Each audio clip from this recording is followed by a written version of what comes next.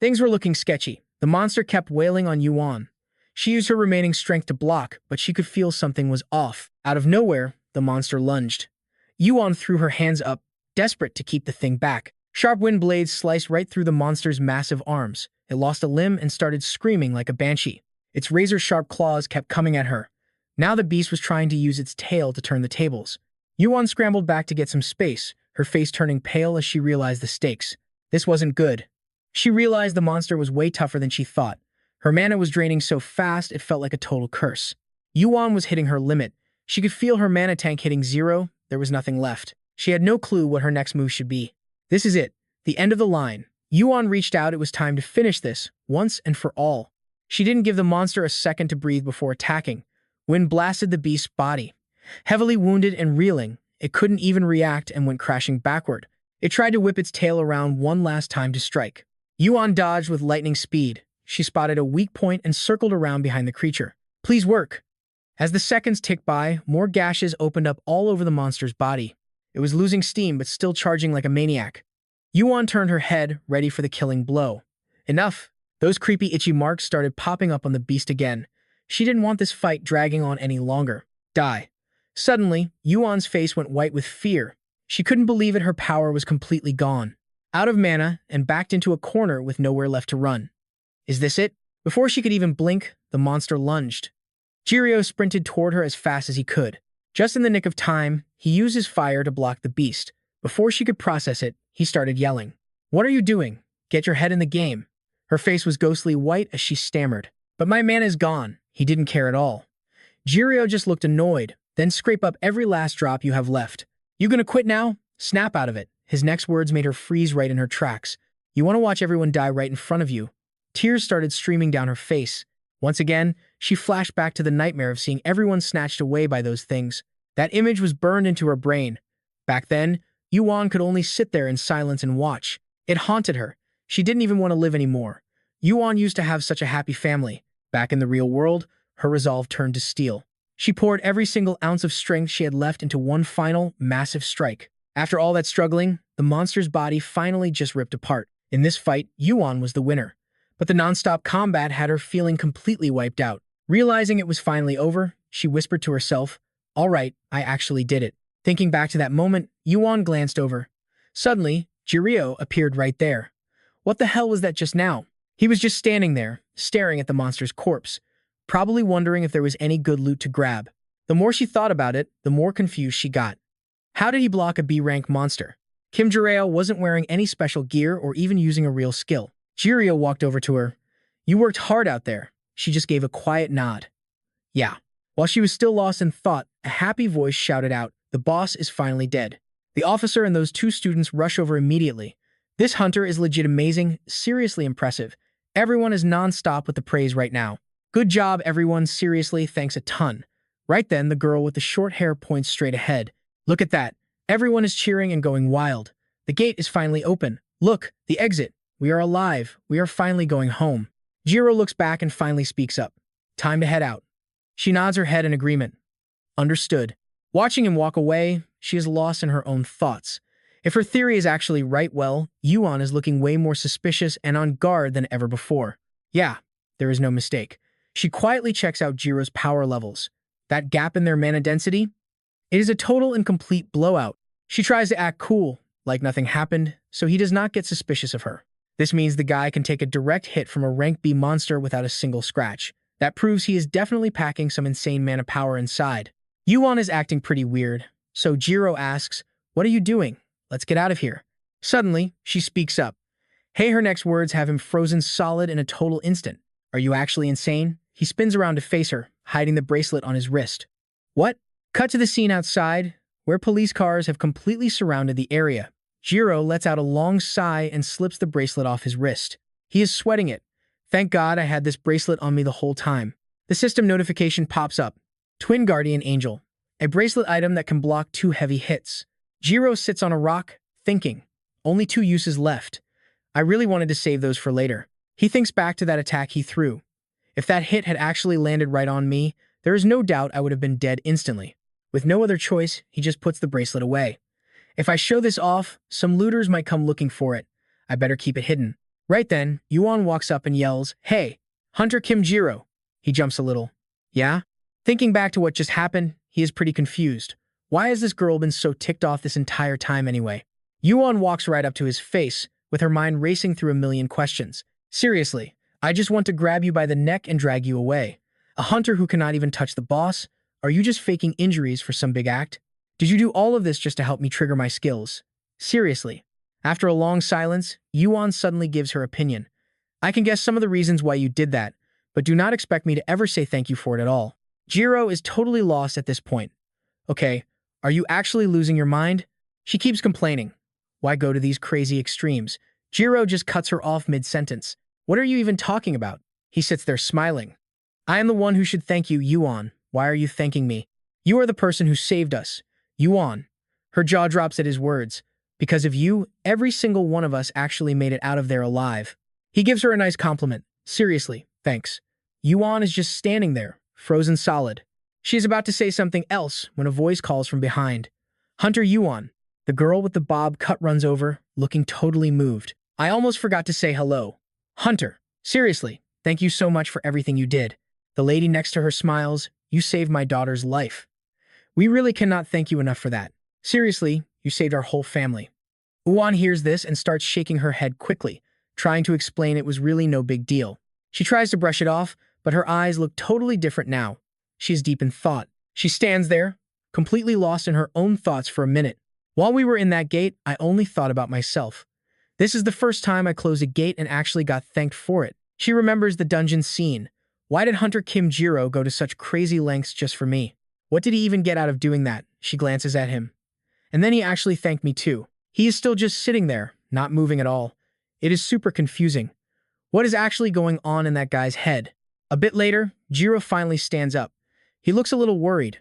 Can I leave now? Is the whole thing finally over? He notices the guy behind him is being hauled off by the cops.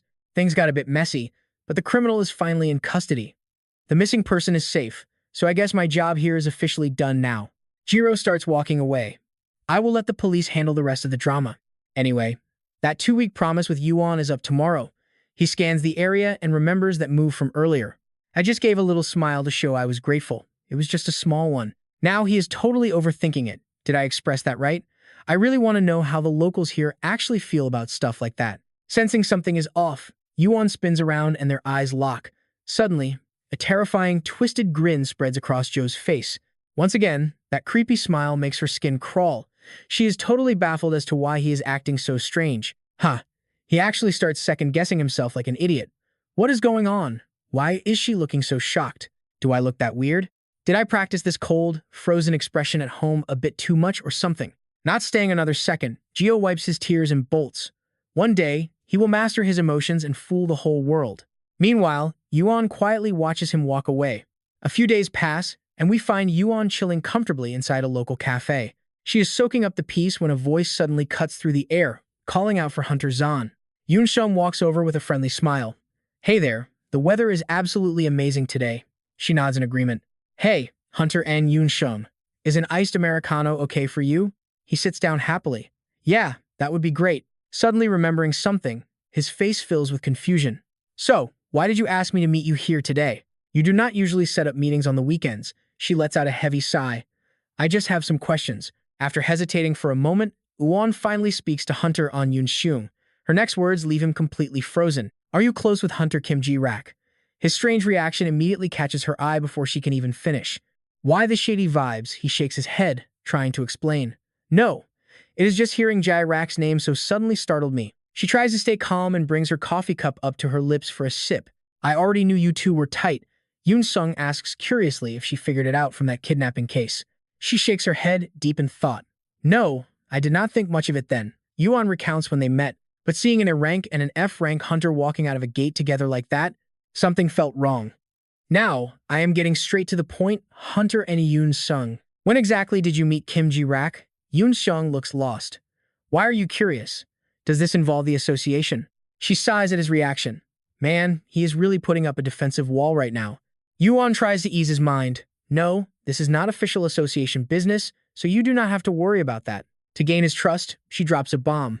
Honestly, I suspect Kim Ji-rak might actually be a criminal. That news hits him like a ton of bricks. Wait, what? Where is this coming from? Yuan gently sets her coffee back on the table. If a dangerous awakened is hurting you, I am here to help. He immediately starts defending his friend. That is totally ridiculous.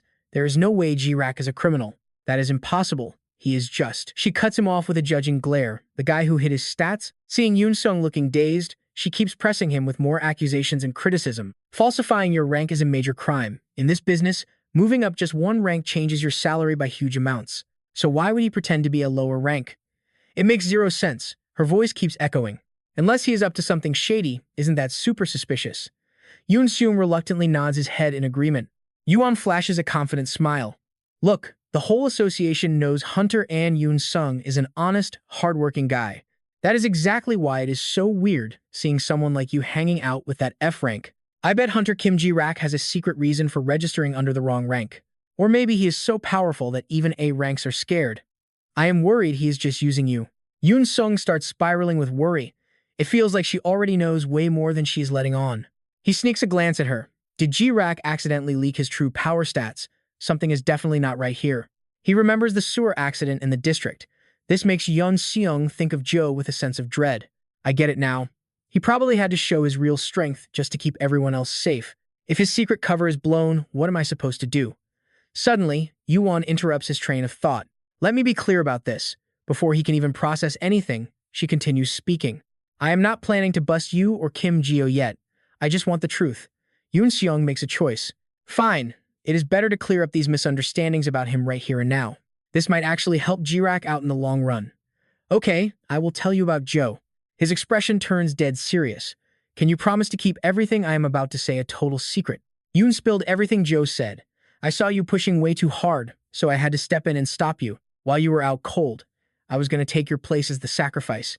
He said that with total confidence. Yoon Sung clenched his fist tight. In other words, he had to knock him out just to save Dong Haon. This left Yuan totally confused. He had to? You mean he actually clocked the guy just to bench him? Suddenly, Yoon's eyes lit up. Exactly. He wanted to be the sacrifice instead of Dong Haon.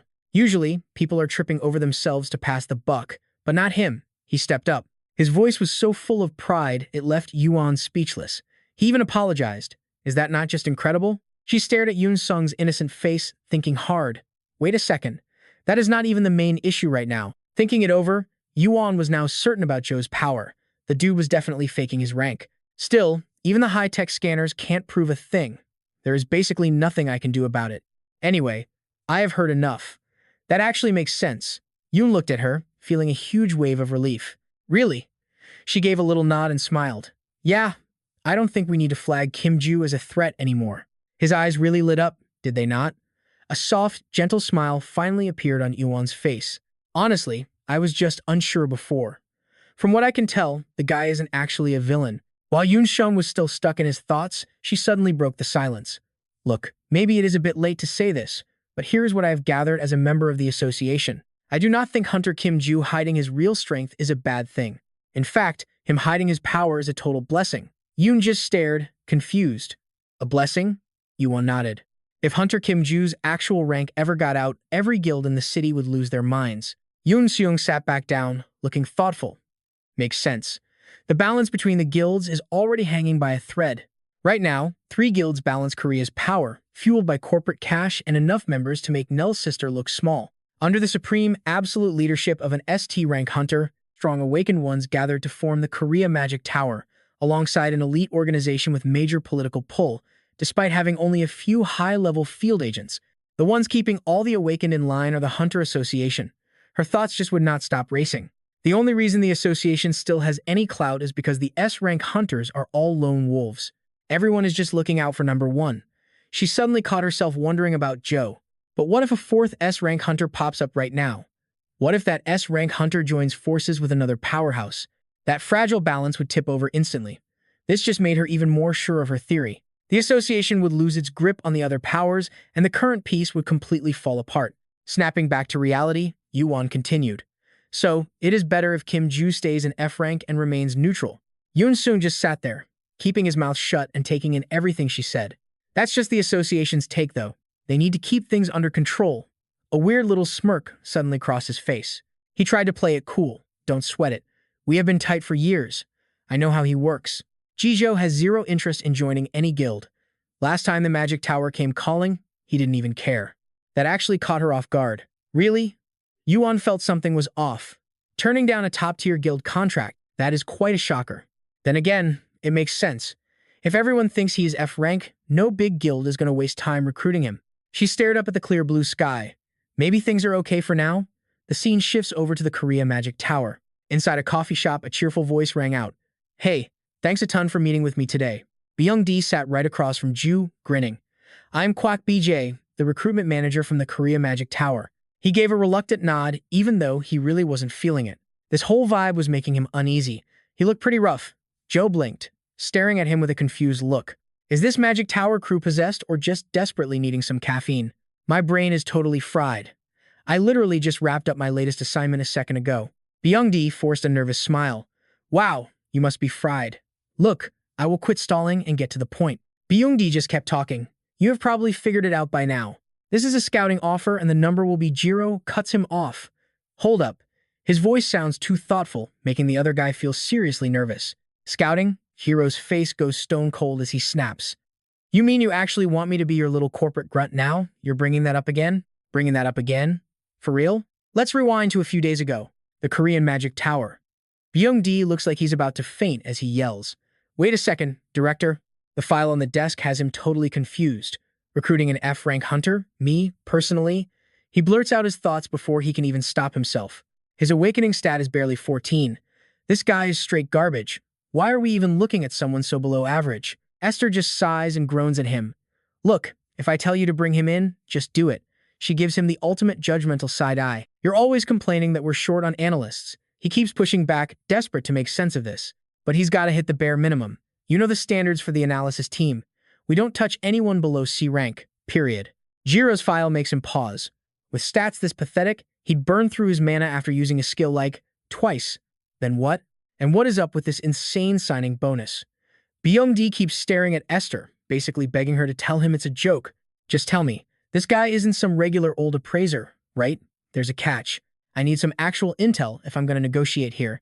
She sighs, her mood clearly dropping by the second. After a long, heavy silence, she finally gets dead serious.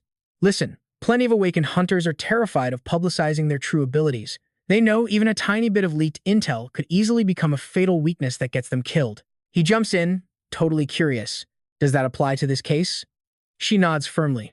Definitely. There is a huge chance that Kim Jiro is exactly that kind of guy. Just saying his name makes Esther feel even more confident.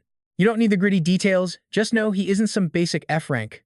Digging any deeper is just asking for a world of trouble. She stands up to leave. I've drafted a temporary contract. If he wants more cash, tell him he can name his price. Her eyes are dead set as she makes the call. I'll even sign a blank check if I have to. Byung-D can't believe it. Wait, what? He looks at her with total disbelief. You're telling me that Hunter is actually worth that much? She just sits there, arms crossed. His value? I don't know that yet. All I know right now is the guy doesn't have a criminal record. He's still totally lost. Seriously, Byung-D's face goes pale as he grills her. So you aren't even sure if he's actually worth the trouble? And you're still trying to hire an F rank? This is way too reckless. You're basically gambling with our future. Esther sits there, totally done with his noise. Seriously, he's being so loud. She tunes out his complaining and stares ahead, totally lost in her own head. Thinking back to Jiro makes her wonder, what is his real value? Look, the guy cleared the dungeon I designed in record time, and he did it without any top-tier gear or special items. Jiro's dangerous vibe just makes her more curious. Plus, he shrugged off my S-rank curse like it was absolutely nothing. Whatever his real identity is, the guy is definitely not some average nobody. Esther doesn't regret her choice for 1 second. If she can get him on her side, a lot of doors start opening up. Even if he turns out to be a villain, figuring him out before anyone else does is a total win. Seeing Byung-D just standing there like a statue annoys Esther. What are you still waiting for? She keeps bossing him around, telling him to stop daydreaming and go contact Hunter Kim Jiro right now. Byung-D has no choice but to agree. Got it. He thinks to himself, frustrated that she still won't give him a straight answer about any of this. He walks away, still overthinking everything. Seriously, treating an F-rank hunter like some kind of superstar is just over the top. Maybe he faked his registration and his real rank is different? Byung-D pulls out the file again. Whatever, it doesn't even matter. My job is just to scout the guy out. And in this world, scouting is basically just using money to win. All of Jiro's info is right there in the file. Kim Kyo is a hunter. Back in the present, Jiro asks, totally annoyed. You mean you want me to work for your company? You're seriously bringing that up again? This tense vibe is really putting the pressure on Byung-dae. He rushes to explain himself, saying, look, we know you already turned down our first offer. His voice keeps trailing on as he speaks. So we backed off for a bit, but I figured I'd reach out one more time just to be sure. Byung-dae starts digging something out of his pocket. Our last offer was pretty sudden, so maybe the terms just weren't good enough for you back then. He smiles and slides the contract onto the table. That's why I brought this brand new, revised contract along with me today. Byung-dae even added a bunch of extra perks. Of course, everything is negotiable if you want. Jiro watches him and thinks to himself, look, the cash in this contract is seriously insane. For a low-tier F-ranker, this kind of payday is straight up overkill. Still, I am not exactly itching to clock in. Besides, even this mountain of cash is not nearly enough for me. I am the guy who literally came back from the dead just to snag some freedom. I fight for liberty. You think I am going back to that boring office life? Absolutely no way. Gio does not hesitate for a second, just shuts him down. Enough already, I am out. That move leaves Byung-dae totally stunned and frozen. You were saying no? Just like that? He starts stumbling over his words. Hold on, please wait a minute. Hunter Nim, wait. He keeps probing for an answer. Did you already sign a deal with some other guild? Gio just looks away, bored out of his mind. It is not even that, he says, sticking to his guns. I just have zero plans to join any guild, ever. This makes absolutely no sense to him, so he rushes to stop the guy. But look, if you are going to stay a hunter, you will need a guild sooner or later. Any chance you will reconsider. But Gio is not budging. I said no. End of story. Byung-dae clenches his fists, realizing he has hit a brick wall. His mind is racing. He never thought he would be desperately begging an F-rank hunter like this. The director definitely did not send me here on a whim. He finally realizes just how difficult this Jew guy really is. I thought the director trained me to handle pressure from high rankers, but this guy is on a whole different level. Byung-dae lets out a heavy, tired sigh. Looks like we totally miscalculated this one. He forces a really awkward smile. You are really not the type to just say yes, even if I handed you a blank check, are you? The vibe is getting super awkward, and he has no clue what to do next. Ju is a total blank wall, driving Byung-dae to despair. The guy did not even flinch at the mention of a blank check. He is making his annoyance crystal clear at this point. Does he mean money won't ever sway him? But despite what he thinks, Gio is actually over here sweating bullets and feeling the pressure too. Byung-dae thinks there is no way a guy like this is just an F rank. He sighs and says, well, I guess there is no other choice. He slowly tucks the contract away. I get it. Signing an official deal feels like a massive weight on your shoulders. Feeling like he was being a bit rude, he bows his head. Let us just act like that last offer never even happened. Even so, Byung-dae is not quitting. He pulls out his tablet and says, look, what I am about to suggest is a totally different ballgame. If it was not a full-blown contract, but just a quick temporary gig, could you maybe be a bit more open to that? Before Gio can even react, he shoves the screen right back into his face. We recently snagged some gear during a gate raid, but analyzing its stats has not exactly been going smoothly. So, we are looking for an outside expert. Gio just stares at it, completely lost in his own thoughts. Just one piece of gear, he thinks to himself. That does not sound too bad. Checking out one item should not take up much of my time, but Gio is still totally torn, not sure which path he should take yet. But I have never actually done an official item appraisal before. Will this even work out? Byung-dae points to the contract again. And here is the payment amount set by the Korea Magic Tower for this specific request. Seeing the number on the screen leaves Gio totally speechless for a second. Thinking he still has not convinced him, Byung-dae feels super awkward. It probably does not mean much to you, but just for the record, suddenly, Gio nods in agreement. Fine, let us do it. Byung-dae is stunned. Oh, yes. Gio just points at the line. I just need to sign right here, right? Even though he is shocked, Byung-dae just nods. Oh, right, yeah, here is a pen for you. Inside, though, he is still feeling totally and completely baffled. What is this? Is he acting all cool but secretly feeling guilty about turning me down so bluntly earlier? He watches as Gio signs the contract, never imagining that the guy actually had a soft side like this. Once it is signed, Gio asks, so where and when do you need me? Fast forward 2 days later, and Byung-dae is heading into the office. An employee sees him and gives a friendly smile and a greeting. Manager, you are here, he quickly replies, oh hey. She rushes over with a report. Hunter Kim Gio is waiting in analysis room 2. This totally catches him off guard. He is here already? Byung-dae heads upstairs while lost in his own thoughts. I get it. Man, failing to scout him for the guild still really stings though. Starting with a small request like this is not bad at all. step by step. He is feeling pretty smug right about now. Once he gets a taste of our top-tier equipment and industry-leading treatment today, he will definitely change his mind. Spotting Geo up ahead, he quickly speaks up. Hunter Kim Geo, please come in. Byung-di pulls out his keycard to unlock the door. The gear for appraisal is kept right inside here. The heavy door slowly creaks open right in front of them both. Looking at the massive lab, Ju was blown away. Byung-jae kept talking. This is analysis room 2. He led him forward, taking it one step at a time. This time, the item we need you to appraise was pulled straight from an A-rank gate. Our current evaluation puts this artifact in the unique tier. Taking it all in, Jiro realized something. If this thing was really unique tier, he definitely had a pretty good hunch. According to the Hunter Association gear ranking system, that makes it the 3rd level out of the 5 ranks. If I remember right, rank is decided by a combined score of durability and skill power. Byung-di stared at the weapon ahead with a pretty serious look. This is it. Ju's eyes narrowed as he got serious. Just one look told him this was no ordinary piece of loot. Standing right in front of them was a legendary blade radiating a totally bizarre, eerie kind of energy. Byung-di studied the blade before him, explaining that its placeholder name is the Cursed Sword. Hearing that name immediately made Jiro feel a whole lot more curious. Cursed. His face grew grim as he spoke. There is a dark reason behind that name, believe me. The story slowly unfolded through Byung-jae's words. Like I told you before, this is the loot our strike team grabbed after taking down an A-rank monster. Seeing this blade for the first time left the victors absolutely stunned and completely speechless. They treated it like a prize trophy. Since unique items are legendary weapons, everyone on the team was beyond hyped to have found it.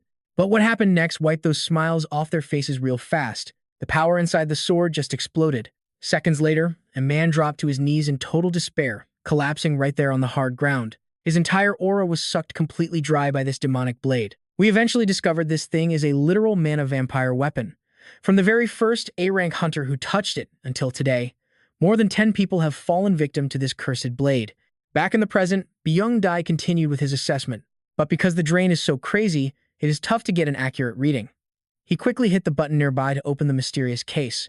I think there is some hidden condition, but for now, it is all just guesswork. Ju was intrigued by that. Really? He quickly turned back with a warning. Even for a hunter like you, this task is not going to be easy at all. His voice kept droning on. By the way, there is no penalty if you fail, so do not even worry about it. Jiro suddenly reached out and grabbed the sword. After lifting it up to check it out, he looked a little confused. This thing is way lighter than I expected. Byung-di, standing right there, shouted out a panicked warning. Hunter Nim, you cannot just touch that thing so recklessly. He looked surprised, like he realized something. Wait, am I supposed to appraise it from a distance without touching it? Seeing that Jiro had zero fear only made him even more confused. I explained exactly how dangerous this thing is, and he just grabbed it anyway. Byung-di backed away as far as possible to stay safe, wondering why the kid was totally fine. Even our most elite hunters at Gilgun could not handle it. They just passed out cold. The more he thought about it, the less sense it made. How was he tanking that insane mana drain? His face went totally pale. Seriously, what kind of weirdo did the director actually recruit for our guild anyway? After staring at the sword for a while, Jiro slowly turned his head. Honestly, to be fair, based on what I see then, he noticed Byung-jae's terrified face and felt totally lost. What is his deal? Is he mad because I just questioned him or something? He went back to inspecting the sword. I mean, this is basically just a simple magic tool, right?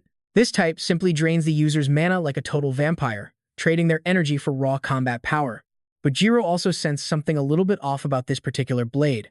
However, this sword actually has a built-in safety mechanism that was already set up inside. Once your mana hits the absolute minimum level needed to stay alive, it automatically stops the drain.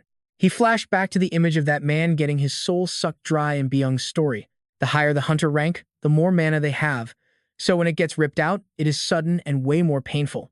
This realization made Ju start crying on the inside. It seems like in rank F mana pool is only just enough to keep a person alive. Maybe that is why this sword's curse is not affecting me at all. Seriously, why am I tearing up? No wonder the tower's system could not appraise this thing properly. Because there is nobody here ranked lower than rank C.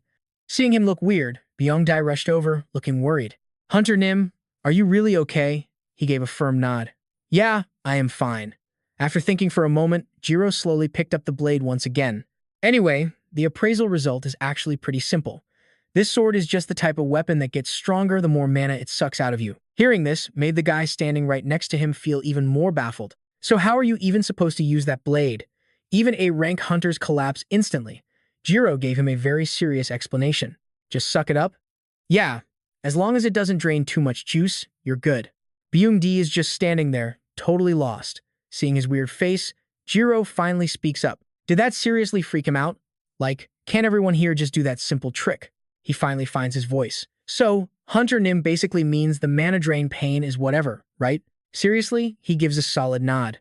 Yup, Byung-di is watching this like it's a total fever dream.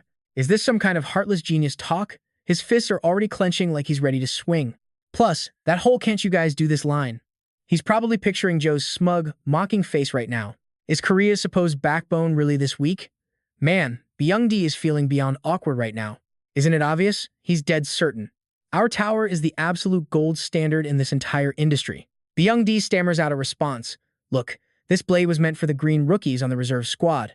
He's forcing a really painful smile since that team is basically nothing but fresh-faced newbies.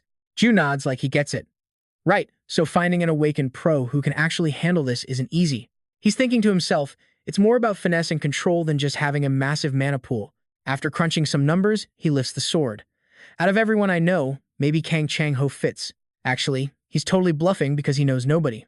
But that guy could probably swing this without a hitch. The name catches Byung-di off guard. Kang Chang-ho. Jiro just gives him a confident nod back. This sends Byung-di into a spiral. You mean you need to be S-rank just to touch this?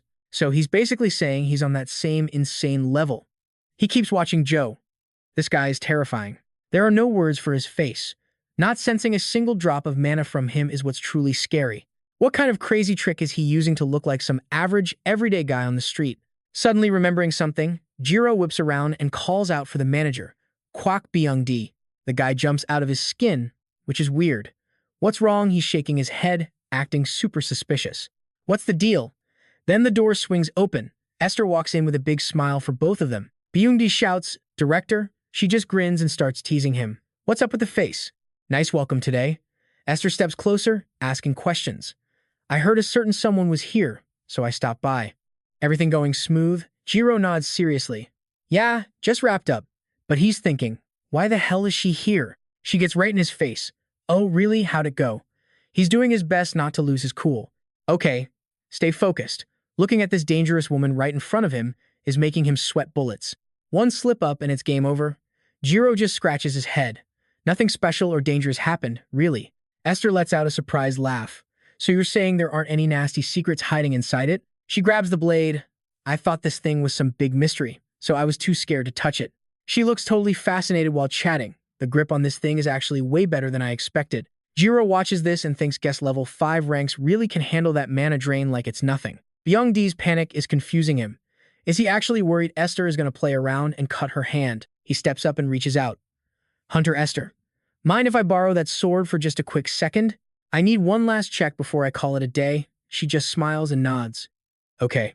Wait, something's off. She suddenly asks, Hey Jiro, you actually like that sword?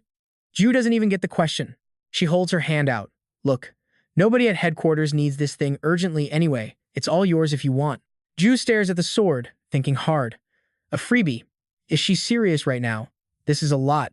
Honestly, this isn't even a top-tier artifact. For an F-rank scrub like me, it's probably too much anyway. Plus, favors from a curse mage are sketchy. I think this thing is a bit out of my league, honestly. Esther bursts out laughing. Wait, are you seriously telling me your level is too low for this? Her words leave him speechless. Is this that legendary earthling sarcasm everyone talks about? Man, he's totally drained. Normally, I'd just laugh and be smooth.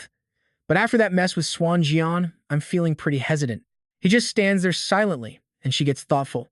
She starts slowly walking toward him, closing the gap. Okay, I get it now. Esther stands right in front of Jay and calls him out. So, you are Hunter Kim Jio. Suddenly his phone starts blowing up. It grabs his attention, and he quickly swipes across the screen to check it. Is that an emergency text? Suddenly, Esther's phone starts ringing as well. She quickly turns away to take the urgent call. Yeah, Esther speaking. Got it. A huge grin spreads across her face. She looks totally hyped about the news she just heard. A red gate just opened? Chapter 39. Esther stomps ahead, complaining about how the world just won't leave her alone. Gio is curious. Why are they calling you directly for a gate? She smiles and explains. It is because 2 gates just popped up at the exact same time. This doesn't make any sense to him. 2 gates at once? He checks his phone again. Sure enough, there are two separate warning alerts. Then Esther pipes up. Hey, sorry about this, G. I really did not mean to flake on our plans. She keeps talking with that excited vibe. I really wanted to grab coffee today, but something huge just came up. Ju clearly does not care. It is fine, really. Then, remembering something vital, she turns back around to give him a reminder. Oh right, call 2 people from the analysis team for me. With this many gates, there is going to be tons of loot. Byung-jae nods in agreement. Got it. But then, Geo suddenly speaks up. Wait a second. He does not hesitate at all. If you do not mind, can I tag along? If you let me come, I can help you sort out the mana crystals. She hesitates, not really sure what to say to that. You? I mean, I guess it is fine, but what would you even do there? He looks determined. I want to see you fight with my own 2 eyes. I have been curious about your S-rank curse ability for a while. Of course, he has his own secret reasons for this.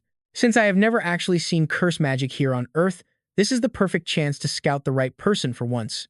While she is still debating it, Ju suddenly asks, Esther, with that much mana, your skills must be absolutely top tier, right? Honestly, that makes her get serious. Meanwhile, over on the side, Bung-di is looking strangely serious about the whole thing as well. He rushes forward and calls out to the hunter, but before he can say another word, Esther quickly cuts him off right there. Let's do it.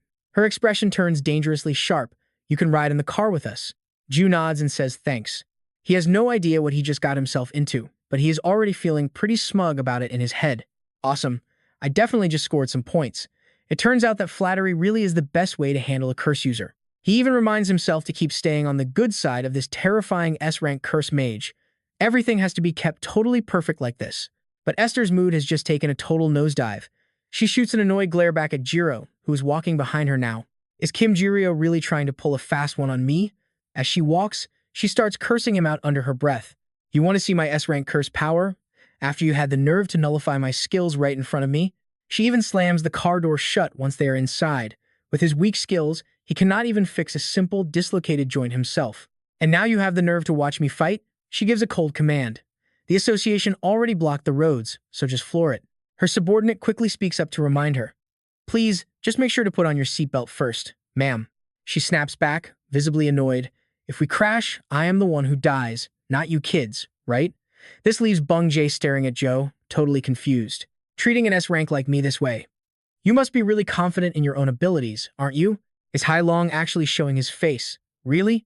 The car roars ahead, while Esther's mind starts racing with a million different thoughts. But seriously, she keeps questioning everything in her head. Why provoke me like this, unless there is something else going on? In Esther's eyes, Jiro is a seriously dangerous man. If he actually falls for this cheap provocation and tries another cursed trick, he better not expect me to just let it slide like before. A smirk suddenly plays on her lips at the thought. Is that what you call a warning?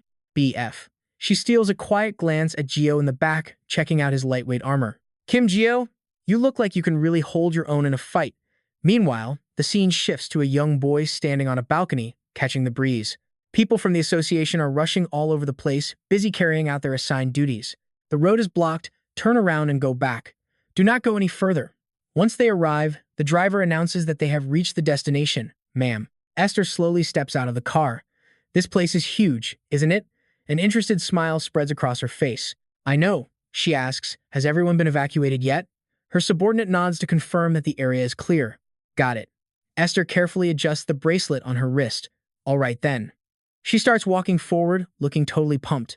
Let's move. After stepping out, Jiro is totally stunned. The sight right in front of him is absolutely incredible. So this is Redgate? Not like Brugge Gate, where disasters just wait to happen if you stall for too long. Word is, it spits out monsters for a few minutes, then vanishes into thin air. One thing still does not sit right with me. What is that sound, though? I started looking around, trying to figure out where that noise was coming from. Is that sound coming from the monsters behind the portal? Suddenly, Esther's commanding voice cuts through the air. Listen up. If you want to clock out early, go sit in the corner and stay quiet. It is time for the real show to start. Everyone nodded instantly. Seeing the team locked in on their tasks left Ju feeling pretty confused. Wait, what is going on? Aren't they splitting up too far? If things go south, no one will be able to back Esther up. Byung-jae stepped toward him and called out.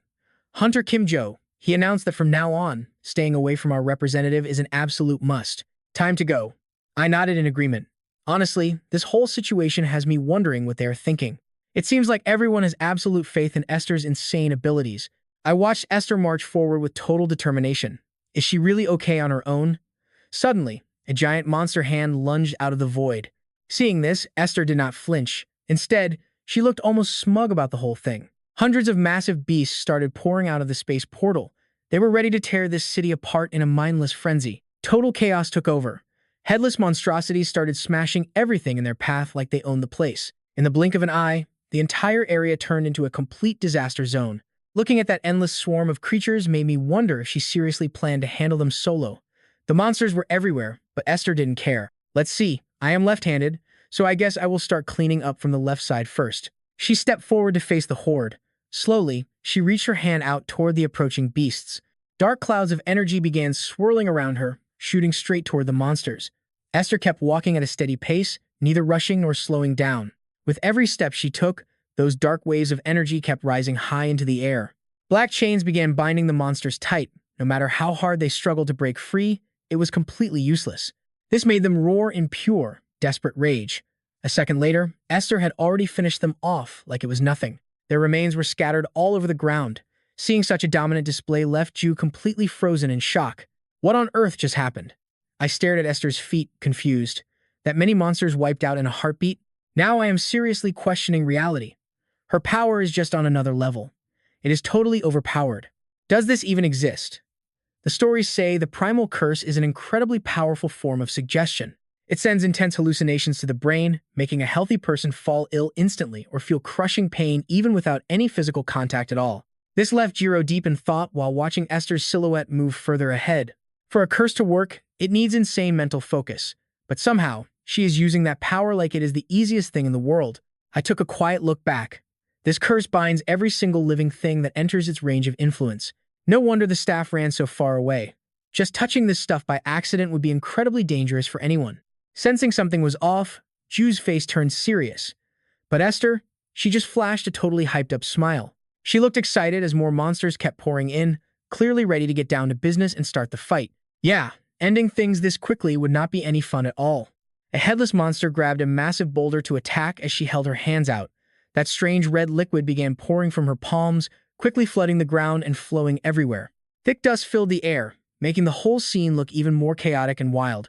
The headless monster just stood there, looking totally dazed by everything happening right in front of its eyes. A second later, its legs buckled and hit the dirt. No matter how much that headless beast struggled, it could not move an inch anymore. Esther glanced to the side, looking like she had just noticed something interesting. A massive attack came charging in. Without a hint of hesitation, she just smiled and reached her hand out. A massive explosion rocked the area, sending liquid spraying high into the air. That high-level monster used the fluid to make its move forward. While it was feeling smug, a sharp itch suddenly hit its neck. What followed was a total bloodbath for the monsters. That gross monster fluid splashed onto Esther's hand, and she was clearly not happy about it. What is this slimy crap? Her face darkened with pure rage. Is this blood? What the hell? Who even is this guy? In the middle of the heat of battle, Esther realized something. There were still way too many monsters left in this place. They all lunged at her at once. Her face goes dead serious, she snaps her fingers, and boom, these magic spells start popping off everywhere like crazy. The sudden move makes those demons freeze up in total shock for a second. Esther checks her hand with a bored look. They really think they can get close? What a joke. She looks totally annoyed and finally snaps. Honestly, it would be so much better if they all just died screaming. Her vibe catches one demon's eye. Suddenly, the whole pack senses something is very wrong. This girl is seriously dangerous. Their bodies just start exploding from the inside under Esther's cold control. Blood rains down onto the pavement, and Ju can't look away from the carnage. He realizes she is definitely not normal. This is that real S-rank energy, where the others just holding back before only to protect him. But wait, it's not over yet. His face twists. What now? Massive legs rip through the air. Something is trying to smash through the spatial gate and get inside right now. A giant spider monster crawls out. Its legs are covered in these gross, twitching tentacles. Esther sees it and actually laughs. So, this is the big boss? She is not scared of this overgrown bug at all. Guess there was a reason it took so long to show up. Her spells keep swirling around the beast. The monster's face morphs into something truly disgusting. Jiro notices and his heart skips a beat. A second later, Esther just wipes it out. Jiro is left standing there, totally speechless. Wasn't that thing supposed to be some super threat? Seriously. Esther's just annoyed. Talk about a boring fight. Then, a massive shadow looms over her. Wait, this one looks way more elite than the last one. Jiro is breaking into a cold sweat watching this. Another one, and it's not even a living thing. He starts panicking for Esther. You can't exactly put a curse on something that isn't even alive. Jiro knows this titan is no pushover. Even against this mountain of scrap metal, Esther's lightning magic is doing absolutely nothing. He wonders what her plan is. The giant keeps swinging at Esther. She dances back, keeping her distance, but it won't let up. The monster is relentless. Every single strike shatters the ground under its massive, terrifying weight. Luckily, Esther dodges just in time. She waves her hand, ready to hit back hard. She throws these insane kicks that straight up pulverize the giant monster's legs. It loses a support leg and screams in agony. She casually jumps up onto its back. Before it can even blink, Esther sprints forward. She's aiming right for its long neck. Her speed is absolutely terrifying and dangerously fast. Seeing the perfect opening, she launches herself high into the air. Esther is hunting for the kill shot. She looks back with ice-cold eyes. The monster gets desperate and tries to swing back. Boom, a massive explosion rocks the area. It happened way too fast for anyone. Esther calmly stares down at the wrecked ground. The giant's body is literally falling apart. Finally, it just sits there, a pile of motionless junk on the floor. The crowd in the back is losing their minds. That is Esther for you. She just cleared 2 A-rank gates in a heartbeat. Ju plays it cool, but he's thinking if magic fails, she just beats them with pure physical strength. S-rank physical stats are just on another level. Man, I'm so jealous. After crushing those mobs, Esther feels totally refreshed. Suddenly, a voice snaps Ju out of it. Hey, what do you think you're doing? A guild guy yells, get off the road now. But the guy keeps walking and shouts back about his car being parked there. The guard grabs his arm to argue. Don't you see people are entering the gate here? It's dangerous, so move it. The old man gets heated. Oh really? Since when can awakened ones just push civilians around like this? I just want my car. If it gets scratched, you're paying for it. Besides, all the monsters look dead to me anyway. Where's the danger? Jiro's at a loss for words. This is bad. The lightning is spreading way too far. He knows exactly what is coming for that poor guy. If a regular human touches even a tiny bit of S-rank magic, Esther hears them arguing. I said get back. This dude from the association is totally bugging, saying we can't do that. She looks surprised and just asks, wait, normal people? After thinking for a second, she suddenly starts barking orders. Magic Tower, kill the skill now. From here on out, lock down the perimeter. The crew from the association just nods their heads. Yes, ma'am. Ju's face turns into a total mess. What? He knows this is a huge mistake. Like, who kills a skill in this situation? Chapter 41.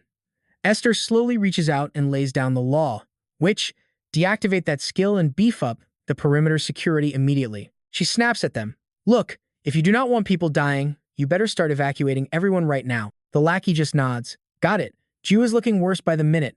Are you serious? Deactivating a skill right now? He stares at the total disaster in front of him. If that skill drops, the monster they were suppressing is going to suddenly, a giant eye opens. Jiro finally realizes that something is seriously wrong here. He screams out for Esther at the top of his lungs. The monster slams its massive fist right where she is standing. Watch out. A huge explosion goes off. Everything turns into total chaos. Luckily, Esther jumped back just in time.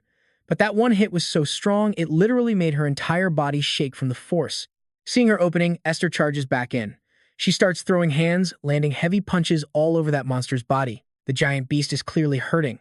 But then, another monster decides to show up and join the party. It starts stabbing the ground with these crazy sharp legs. Esther is having a tough time dodging back and forth, but she is still safe without a scratch. The monster just stands there and starts spitting out some weird, gross slime. It just sprays the stuff forward without even hesitating.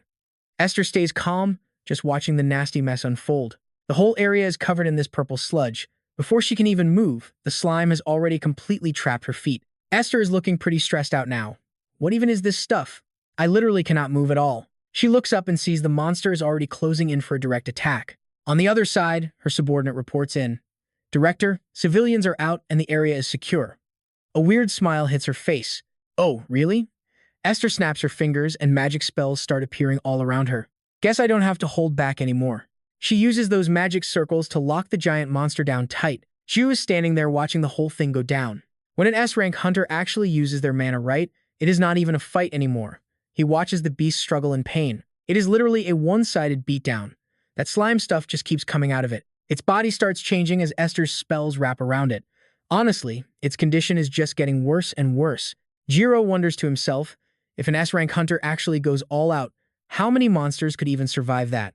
Right after that, the monster's body just cracks and shatters into a bunch of tiny pieces. It hits the ground and everyone starts cheering. We got it. Our director just handled 2 rank A gates with 0 deaths. That has got to be some kind of record. Meanwhile, Bung Jae comes running over to where Ju is.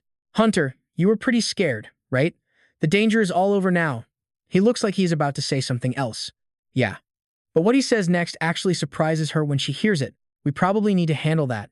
His face gets serious. Esther is over there and she is getting covered in that nasty liquid. Director. Everyone starts looking at each other and whispering. What are we supposed to do?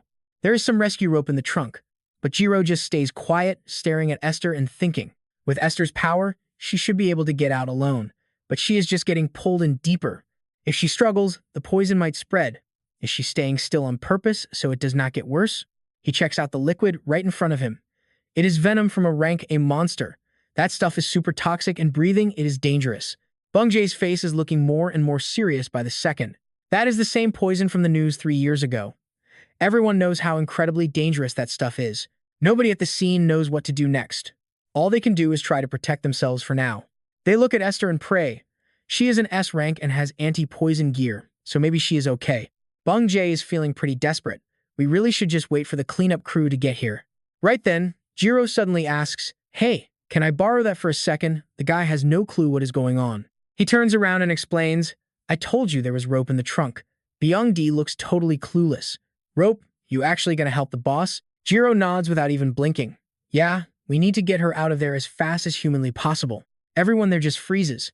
A few seconds later, Byung-di rushes over, clutching a thick coil of rope in his hands. He hands the rope over to Jay and mutters, Here, it is about 15 meters long. Jay gets the idea. Thanks, man. Watching him walk off with the rope, someone from the association pipes up in shock. Wait, isn't that guy just some random outside evaluator? Oh, his eyes narrow with total suspicion. Is he seriously about to step into that toxic, poisonous death swamp? Seriously. Byung-di stands there looking strangely intense. Don't worry about it. Just shut up and watch the show. He sounds totally confident, like he has already crunched the numbers and done the math. Meanwhile, Jiro keeps moving, completely lost in his own head. These people are seriously cold-blooded. He glares over at the crowd of onlookers. Tons of people are just standing there, not lifting a single finger to help. Do they really hate their boss so much that nobody is willing to make a move? Thinking about it makes him feel exhausted. Look, back home, I definitely wanted to punch my own jerk of a boss in the face too. It is not like I don't get it. He slowly approaches Esther. Still, she ended up in this mess trying to save a bunch of civilians. Gio calls out immediately to get her attention. Hunter, Esther, wait a second. She looks back with total confusion on her face. What? Why? Why are you helping me now? You were pretty busy making fun of my skills earlier, weren't you? Gio ignores her and keeps moving, tying the rope to a nearby post. Your poison resistance is actually pretty high, isn't it? He tosses the rope forward, but she thinks it is way too late for him to start playing nice now. Once the rope reaches Esther, Jiro firmly tells her to just grab hold and climb her way out of there. She is totally baffled and wonders, Are you seriously just going to pull me up like that? Gio just stands there watching as Esther grips the rope tight.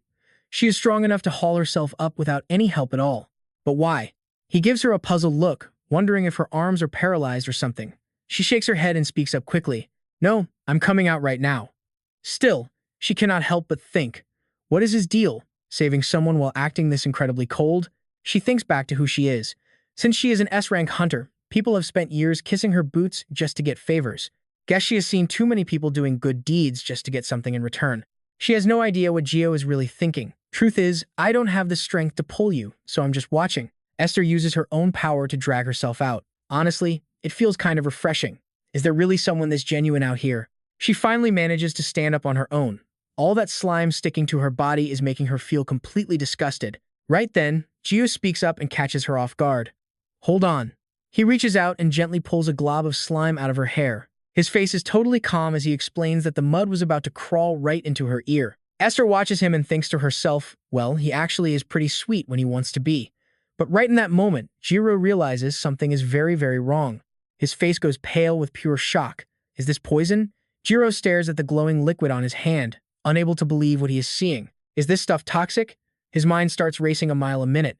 Is this the kind of poison that someone like me can barely even resist? No. If you fell into a poison swamp, you should have told me. I almost died just now, you know? Esther stays cool and slowly speaks up. Thanks anyway, I guess. She sighs awkwardly and looks away, trying to avoid his gaze.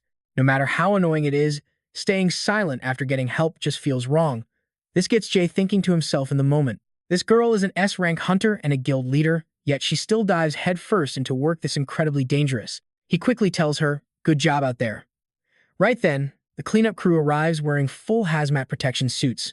"Boss, I brought the towels." Gio turns around and asks for one as well. As he wipes the disgusting, sticky slime off his hands, he keeps talking, saying that if an unawakened person had not jumped in, today's job could have ended a lot cleaner. Such a shame, she nods in agreement. You are right. Suddenly, a strange little smirk appears on the corner of her mouth. She stares him right in the eyes and asks, if a civilian suddenly got caught in the middle of a battle like today, what would you do? Her voice has a bit of a sarcastic edge. Hearing how calm you are, I am guessing you are Mr. Jiro. You would probably say it's their own fault for jumping in and just leave them behind. Gio just stays silent. Esther thinks to herself, I've always been a straight shooter, but if I just nod along to be polite right now, then there is really nothing left to say at all. Cut off immediately.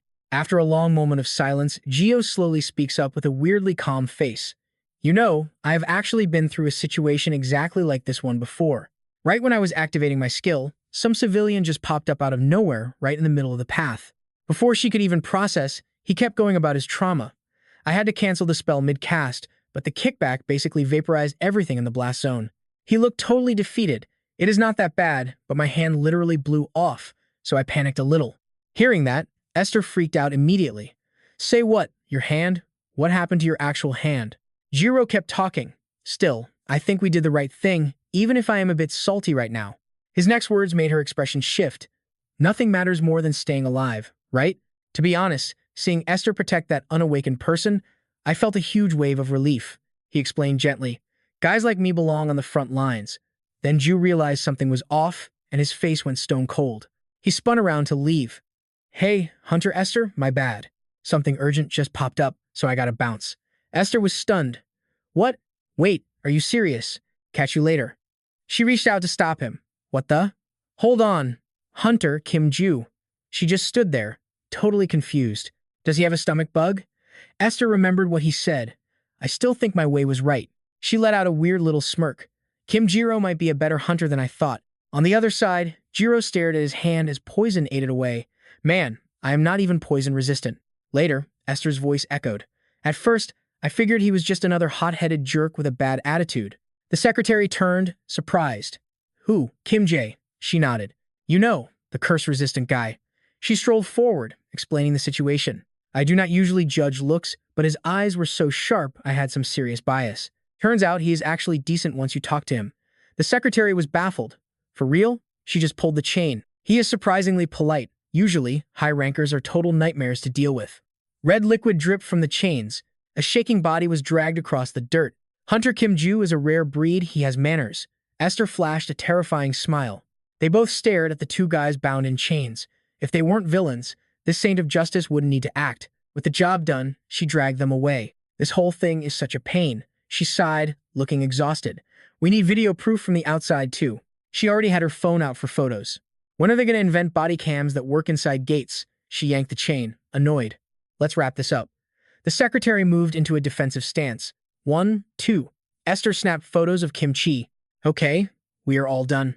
Remembering something, she asked her secretary. Hey, do you know what Hunter Kim Ju said earlier? He said people like me are the ones who belong at the top. She looked excited. I cannot believe he thinks like me. He is strong and does not suck up to S ranks.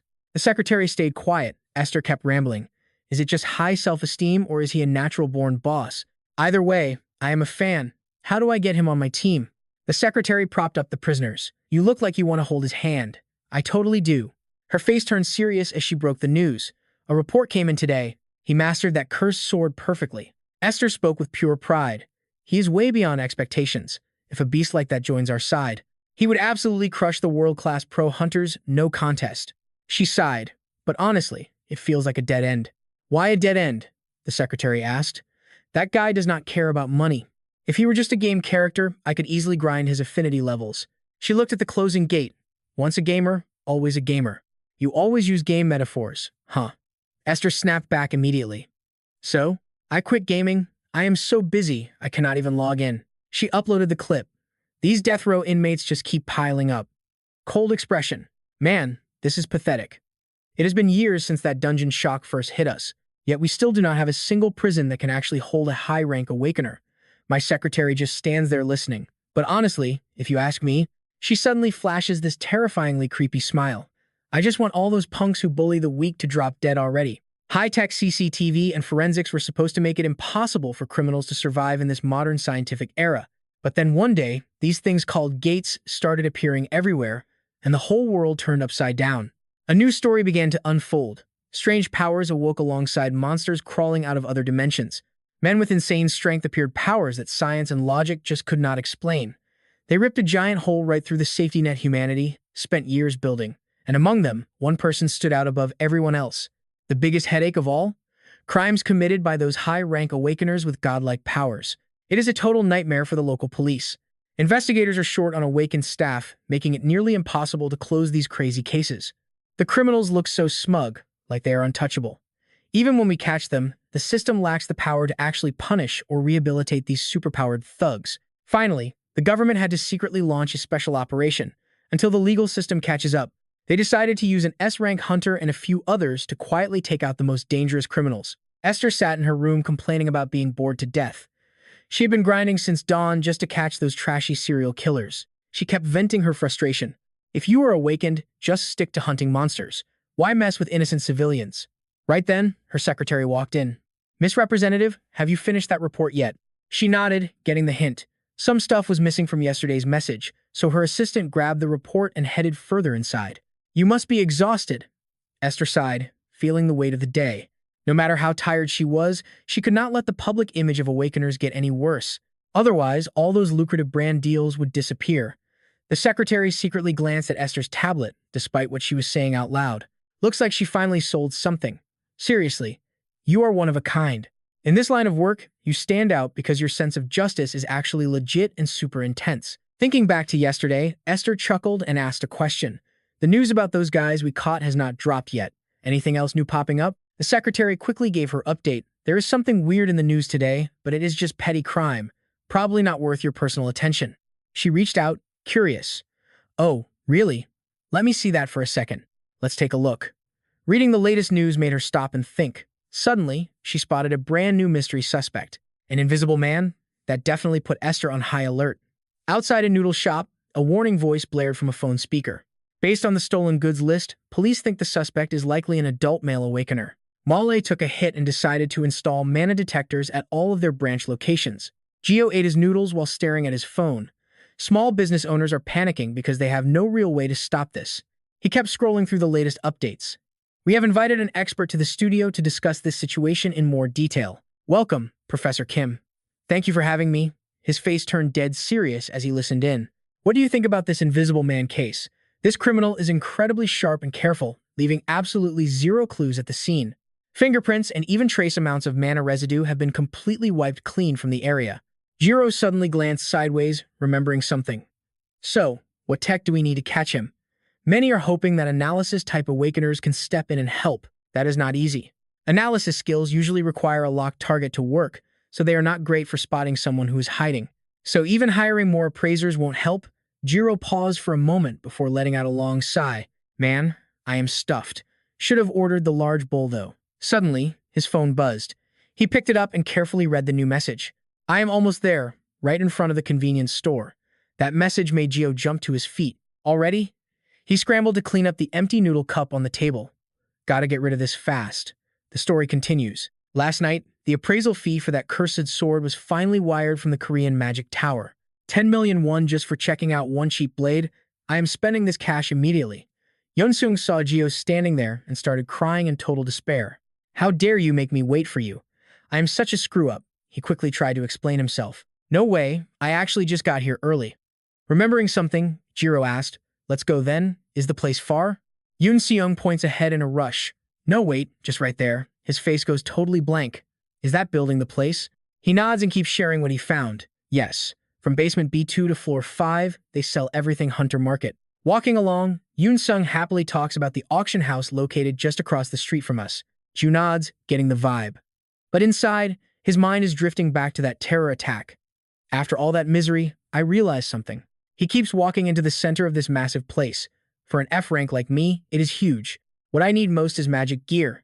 His head is full of math, and Yun Song finally agreed to help me shop today. Yoon Seung laughs as we walk. Seriously, I have never met anyone who has not used Hunter Market stuff before. His eyes light up instantly. You have not been back in Korea for very long, have you? Ju just nods to end the conversation while fighting off the jet lag. He is still finding this whole situation extremely confusing. Did Kim Ju never visit Hunter Market either? No clear memories are popping up. He secretly glances at Yun Seung's cheerful face.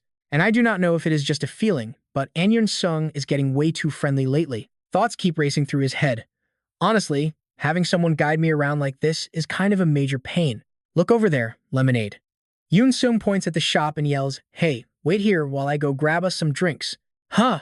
He stands there silently watching the kid go. Well, for me, I guess this is something to be grateful for. Remembering something, Jiro suddenly glances to the side. He notices the elevator where everyone is still busy coming and going. Jiro slowly walks toward the elevator. He looks thoughtful as he reads the notice posted right there in the front. He memorizes the warning signs just as Yoon Seung walks back with the lemonade. Yo, brother, I got it right here. He nods. Thanks, man. He looks a bit hesitant before speaking, but it looks like you need a hunter license for floor 2. The kid smiles and nods. Yep, that is because they start selling the official weapons and high-tier gear from there. His face lights up with a suggestion. Floor 1 is just cheap monster scraps. Why don't we just head straight up? Soon, both of them reach the second floor. The lively scene actually makes Ju feel a little bit excited for once. He quietly stares at the magic items nearby. There is so much weird stuff. How does that one even work? His face goes totally blank. If I had enough cash, I would buy every single item just to study them all. Remembering his goal, he reminds himself he cannot buy everything. I have to pick the absolute essentials for survival. Jiro spots an ice bomb sitting there. It is a powerful weapon that completely freezes every enemy in the area. His eyes sparkle instantly. Like, something like this would be exactly what I need right now. But then Ju just freezes in his tracks. Yun looks at him, totally surprised. Hey, did you even hear what I said? He is still staring at the price tag with total suspicion. What is the deal with this insane price? This much for a single-use magic bomb? These people are literal thieves. Then the system starts analyzing another item. The Black Mamba poisons any enemy it hits. Jiro feels hopeless. The effect is clear, but the price is just brutal. A shield capsule creates a temporary barrier when broken.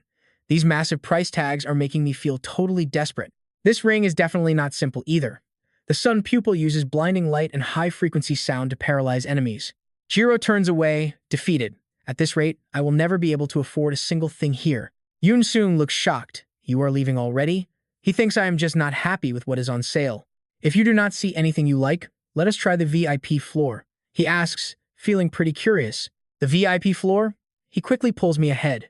Yeah, I have clearance for that area. Behind them, a sphere moves. A mysterious figure is using stealth to quietly steal the sphere. They even have exclusive products just for VIP members. The scene cuts to the Hunter Market 5P floor. Ju is staring so hard it is making Yoon Seung nervous. He suddenly lets out a frustrated sigh. He is really hesitating as he looks at the potion sitting right in front. High-grade mana potion for magic recovery.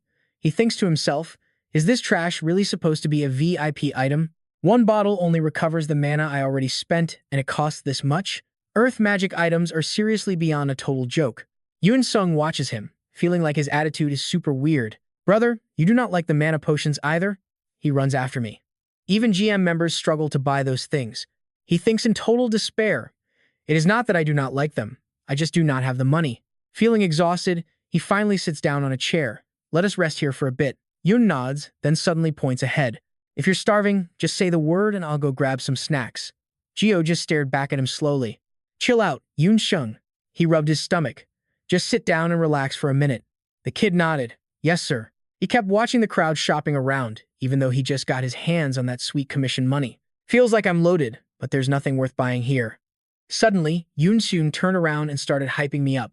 Your taste in gear is actually top tier, you know? Jay looked confused. Me? The kid nodded with a grin. You only look at the pricey stuff. Like nothing here is even good enough for you. Jay was speechless, not knowing what to say. Nah, it's my bank balance that's the real problem. He quickly adjusted his posture to look more professional. But hey, having high standards isn't wrong. My hometown is a total powerhouse when it comes to magic. If I'm looking at it, it's gotta be premium. But man, these price tags are making my head spin. Seriously insane. He stared intensely at the scene, totally stunned until his vision started getting all blurry. Spotting a faint, blurry figure entering made Gio sigh. What was that? Why does that guy look so out of focus? He leaned in closer and his expression turned dead serious. Wait, that's an awakened. His focus sharpened the moment he realized what he was seeing. What's that guy doing? And wait, is that? He realized the stuff in that guy's bag was the same gear he saw earlier. The way he's clutching those items while sneaking around, there's no way he actually paid for that. A memory flashed in his mind. This whole situation felt way too familiar. Suddenly, Jiro spoke up. Hey Yoon, did you catch the news today? Yoon soon looked confused. The news? What happened? Jiro started to explain. The invisible thief.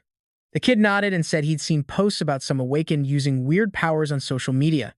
This made Gio feel pretty hyped. Exactly. It was him. He realized that nobody else even noticed this mysterious guy sneaking around, which got him thinking. This place is crawling with awakened, yet nobody can spot this guy? Are you serious? Is he using some high-end invisibility skill, or what? Suddenly, Jiro announced, I think I just found our invisible man. The kid nearly jumped. What? No way, Jiro quickly whispered. Look, it'll probably be easier if you're the one to grab him. He stood up and agreed. Guess you're right. Now, head over to that display case. Jiao pointed ahead.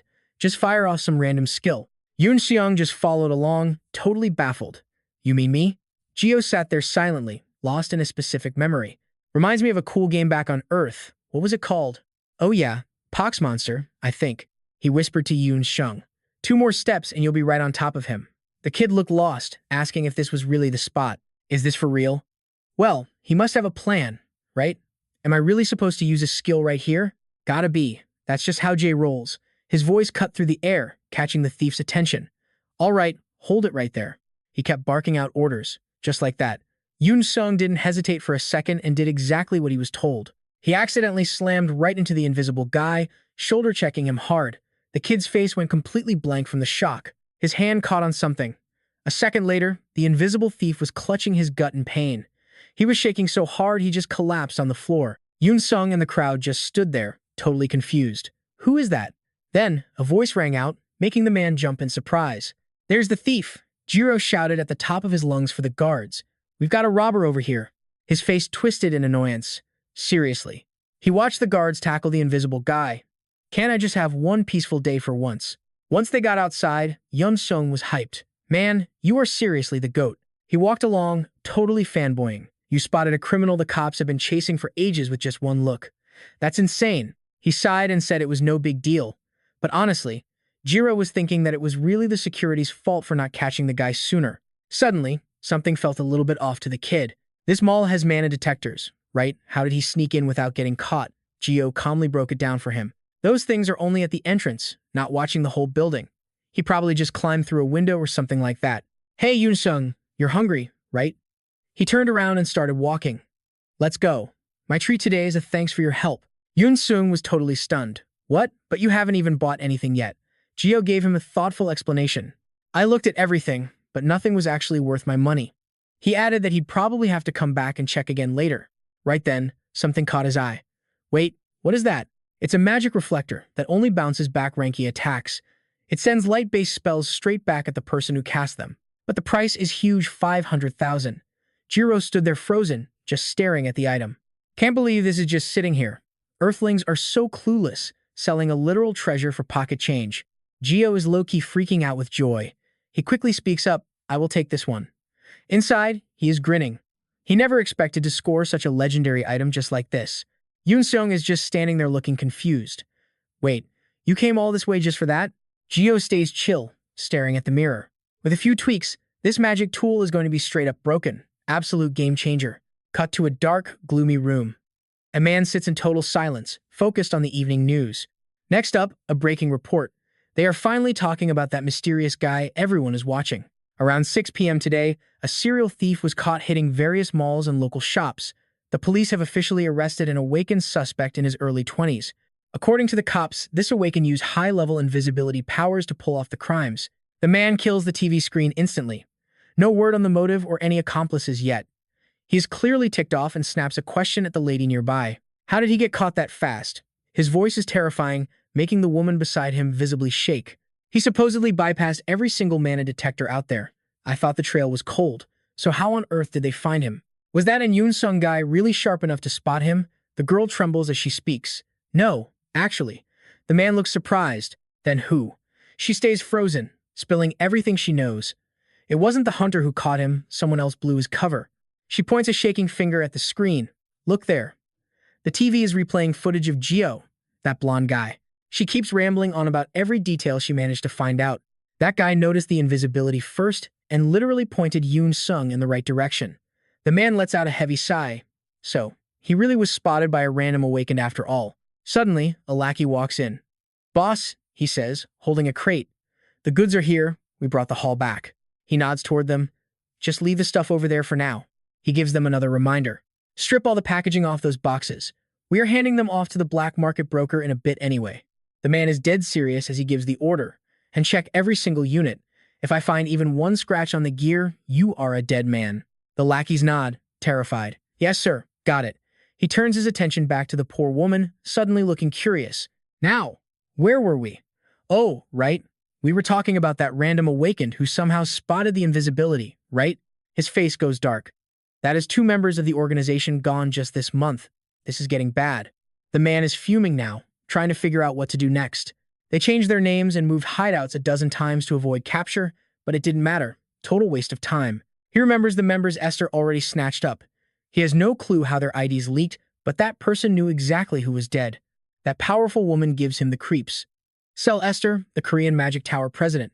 The man can't stop playing out every possible move in his head. Claiming to protect innocent people and stop social chaos is a joke. In reality, she is just a cold-blooded killer who hunts other awakened. He snaps. That lunatic is a real piece of work. Looking annoyed, he slowly gets up from his seat. There is no other way. Since the stealth test for that invisible guy was a total flop, his smile turns bone-chilling. We have no choice but to postpone that S-rank assassination for now. There is just no other way. He is the big boss, the leader of the illegal awakened criminal group known as Bayanaju. Word on the street is he is an A-rank beast. Anything his hands touch gets sliced to pieces. He is a hunter with a lethal slashing skill. After awakening, he lived life on his own terms.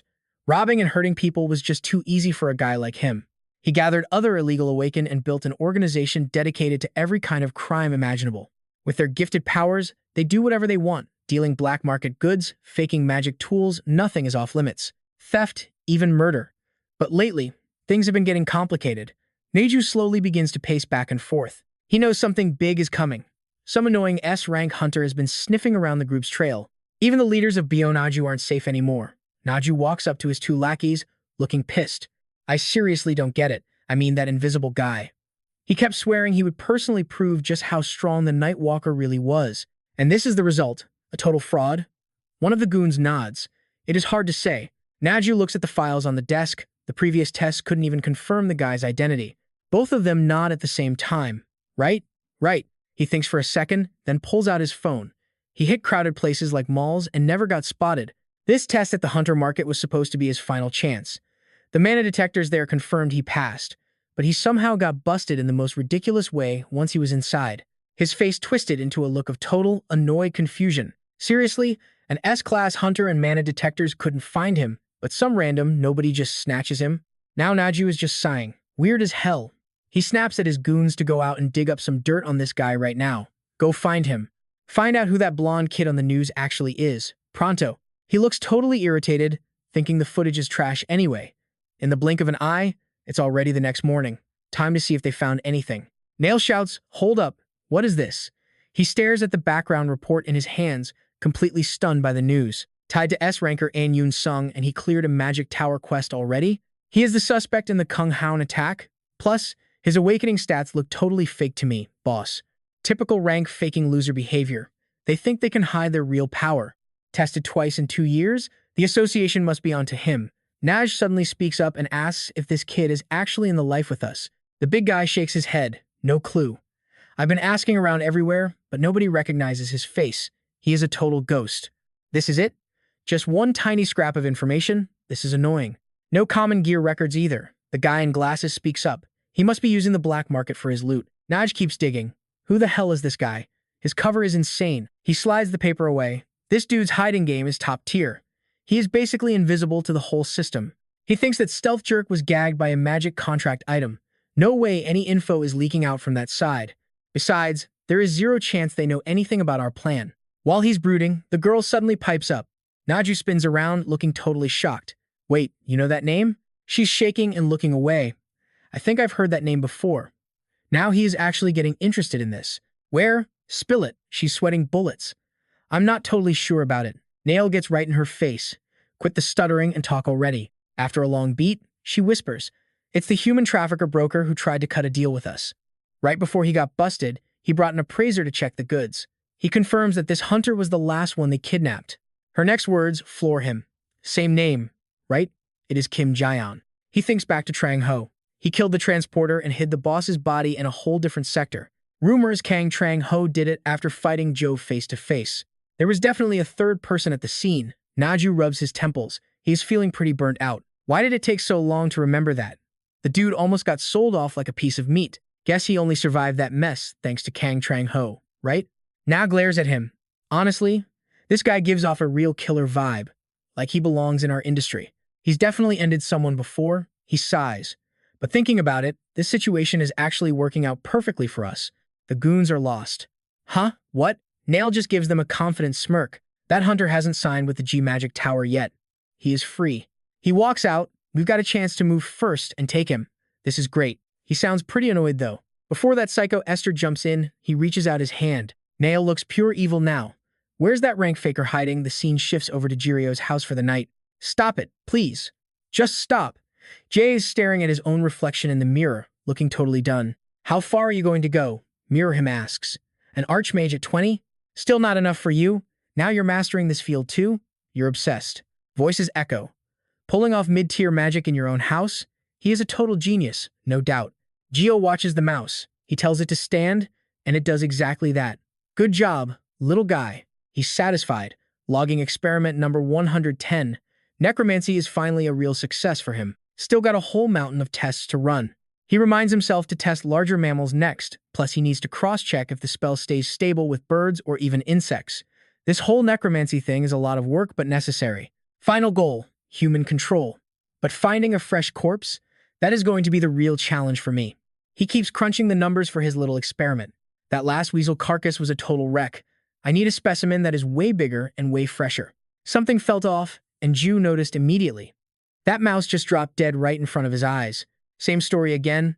The magic just does not last long enough. Cut to the wild forest behind the mountain. Gio pulls on his gloves and starts digging, right next to where he buried that last weasel. He buries the unlucky rodent deep underground. Experimental subjects still gotta follow the rules of burial. It is a matter of ethics to give them a decent final resting place. Once it is finished, Jiro tells himself he needs a better test subject. Maybe start with that mountain nearby. He stares off into the distance. In this country, you see a mountain every time you turn around. Sweet. If everything was not so chaotic, I would totally get lost in this planet. Suddenly, a pillar of smoke catches Ju's eye. He wonders why this feels so familiar, like he has been here before. Little does he know, Nigel is standing right there, invisible. What the hell is even happening? After a long silence, Jiro finally speaks up. His face says it all. He is totally confused. What is he doing? Naju starts laughing. He can actually see him. Instant regret. Crap, I should have just sucked it up and pretended I did not see anything. He snaps his fingers to signal him. Relax your face, man. He shifts back to normal. I was just messing with you. Ju starts panicking when he sees him appear. The guy just starts walking toward him, step by step. So, where are you headed? Got a hot date? Naju gets in his face to dig for info. Kim Ju knows something is fishy. He is thinking hard. He knows my name. Is he some old friend? Gotta be careful. He snaps back. I am just going for a hike. The guy just laughs at that. Hiking? Look at you taking care of your health. Naj steps closer. Before you go, can I ask you one thing? Gio is still clueless. What the guy says next totally catches him off guard in a second. Word is you were the first to clear that Korean magic bullet maze, right? He flashes a wicked grin. It is true. I heard you are even tight with the manager of that maze. Gio is just baffled. Where do these crazy rumors even come from? He gives a cold, hard no. Naj beams at him. Really? So, are you under contract right now? Or maybe working as a mercenary? No, I am not. Naj lets out a huge sigh of relief. That is good to hear. So Kim Jiro has not gotten his hooks into you yet? Jiro starts getting suspicious. These questions are getting way too weird. What kind of business does this guy have with Kim Jiro? Naj's face turns terrifyingly serious. You sure are helpful with your answers for someone you just met for the first time. He is panicking inside but keeps it cool. What the hell is wrong with this freak? They are total strangers. Since he shows zero emotion, the guy just leaves. No panic at all? Now that is interesting. While he is still standing there awkward, the guy keeps talking.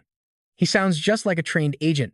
If only my own kids had nerves of steel like this, life would be easier. Remembering something, Naj suddenly spins around. Just one more question. Right now, his face is radiating pure, cold-killing intent. How did you see through my stealth? Is it a skill or some tool? Or some secret nobody knows? This puts Jay in a tight spot. How is he supposed to explain this? What excuse can he use? Thoughts are racing through his head. Honestly, he cannot say a word. The guy asks, "Not gonna answer me?" He is quietly planning his escape. Naj starts losing his cool and glares with pure annoyance. Seeing no other way, he just laughs and shrugs. Fine, you do not have to tell me. Thinking about how calm he stayed, he adds one last thing. Usually, one little poke makes anyone talk, but you? You are a tough nut to crack. Jiro scratches his head. Can I leave now? He looks a bit dazed, but the guy finally nods. No, he gives a sarcastic smirk. Listen to the end, Kim Jo. I did not think you were so impatient. This makes him fly into his silent rage. Why does he keep using that enemy's name? Zero respect. Feeling confused, Jay asks, how do you know my name? Naji just laughs like it is no big deal. What? I was just curious. He reaches out his hand to introduce himself. To be fair, here is my name. I am Park Junti. I had heard his name before, but seeing his face, my gut was telling me something was totally off. Since I was frozen, Naj just smirked and asked, what is up? No handshake? The guy looked way too pleased with himself. Did he see something else? Inside, Ju was straight up spiraling, having no clue what the hell he should do next. Damn it. This guy is not some holy light mage like I originally thought. I could not stop staring at that glow in his palm.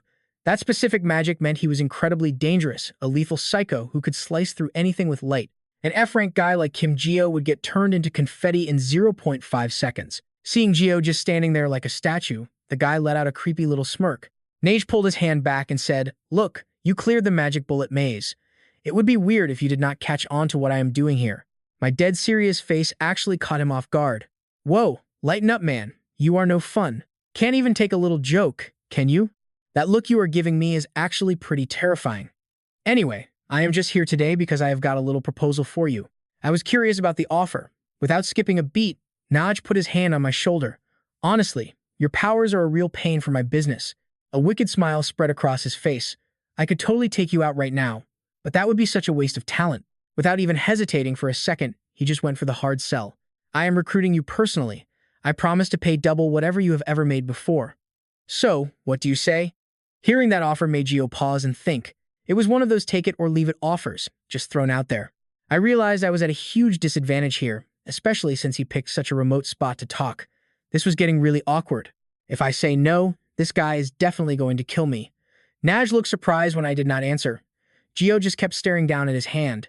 Turns out, he was already in combat mode. He clearly was not planning on waiting around for my answer much longer. This made me beyond furious. Damn it. This catch-22 had Gio desperately trying to think of a way out. How do I get out of this? When I did not react, Naj suddenly piped up. What? You do not like the offer? After a long silence, I finally asked about the double pay. I gave him a skeptical look. Are you for real? He could not hide his shock. So you are interested in a career change. Veins popped on his hand, ready to end me. Do not sweat it. I do not run scams with stuff like this.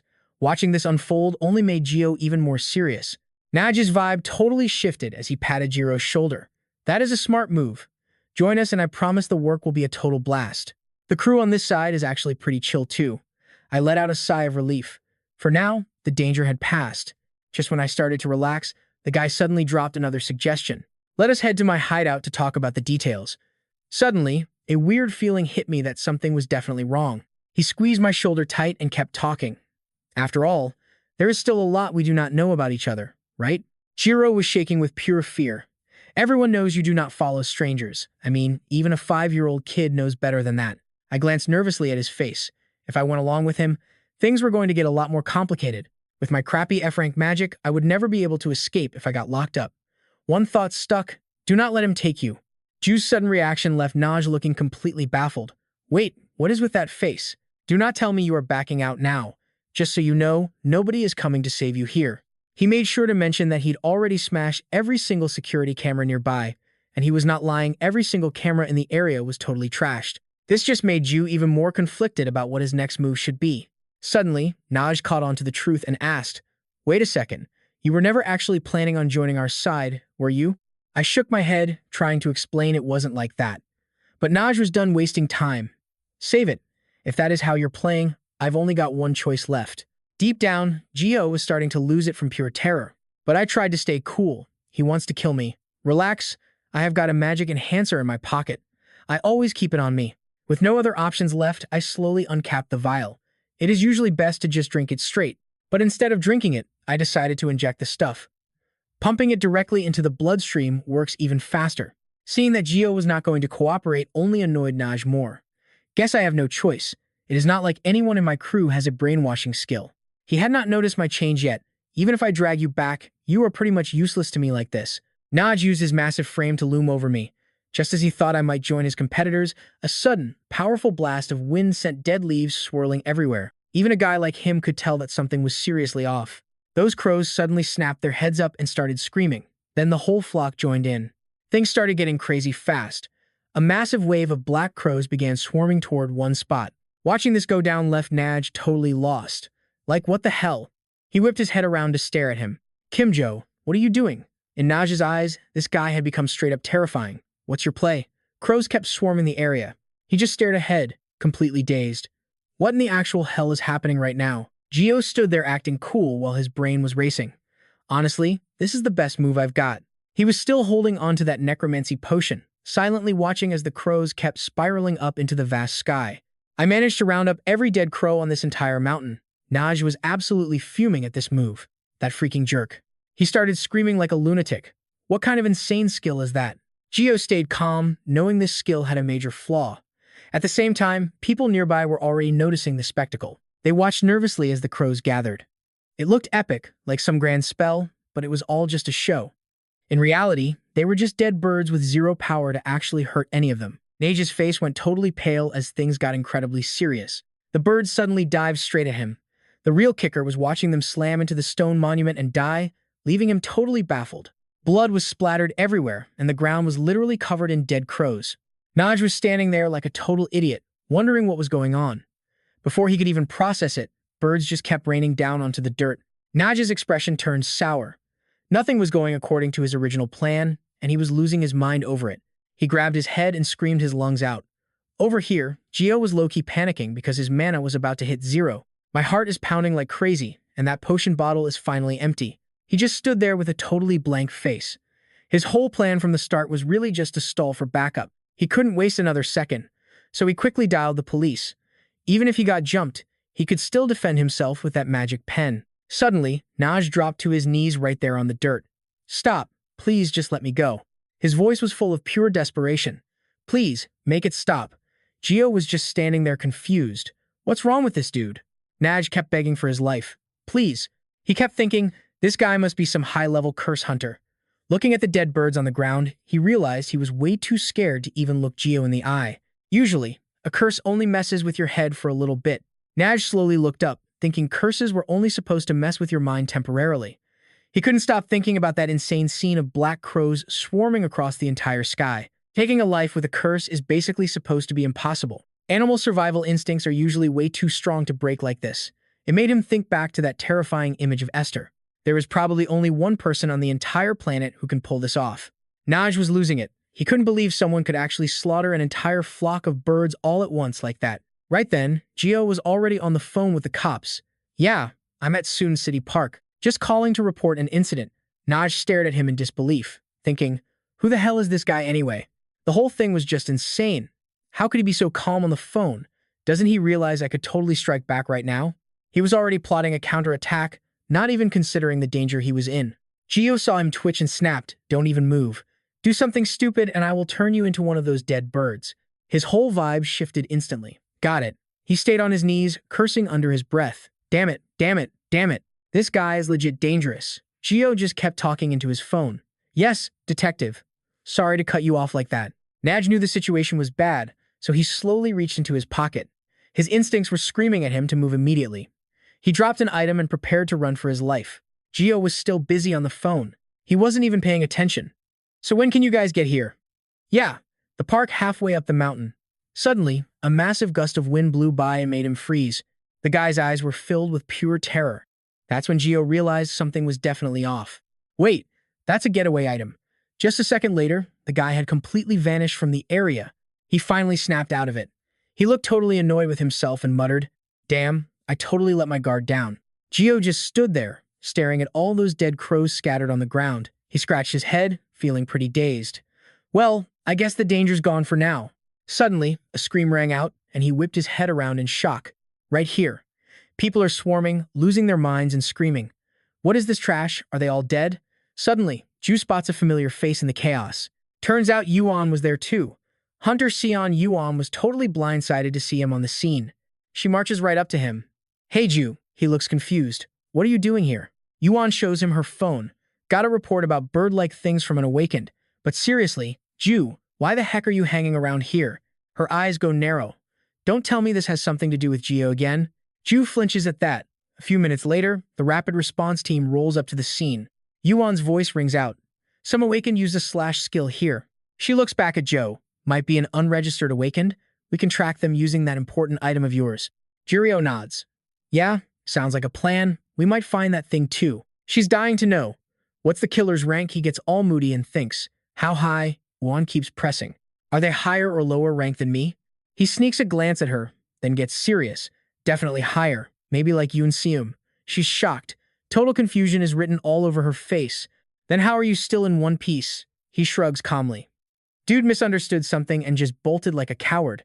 After hearing that lame excuse, Yuan turns away. Suddenly, Jay's voice rings out behind them. Hey, Sion Yuan.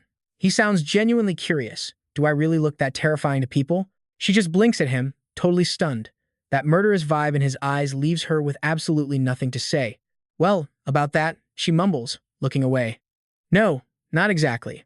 Inside, Yuan is thinking. Honestly, when he glares like that, he looks like a straight-up serial killer. She peeks at Joe again. This guy. Her face twists into a weird, thoughtful look. His actions are way scarier than his face. Frog trafficking, invisible stalkers. How many cases is he mixed up in? She judges Jiro hard. Thinking about it, today is sketchy. Why would a rank A awakened just run for it? Yuan stares at her reflection in a puddle, doubting everything. Plus, criminals who mess with him never have a happy ending. She glances sideways at Jireo, feeling super uneasy. One question keeps looping in her head. Is all this stuff really just a coincidence? Right then, the sky opens up and pours. The news is on the TV. This morning, near Mount Sun, a massive murder of crows appeared.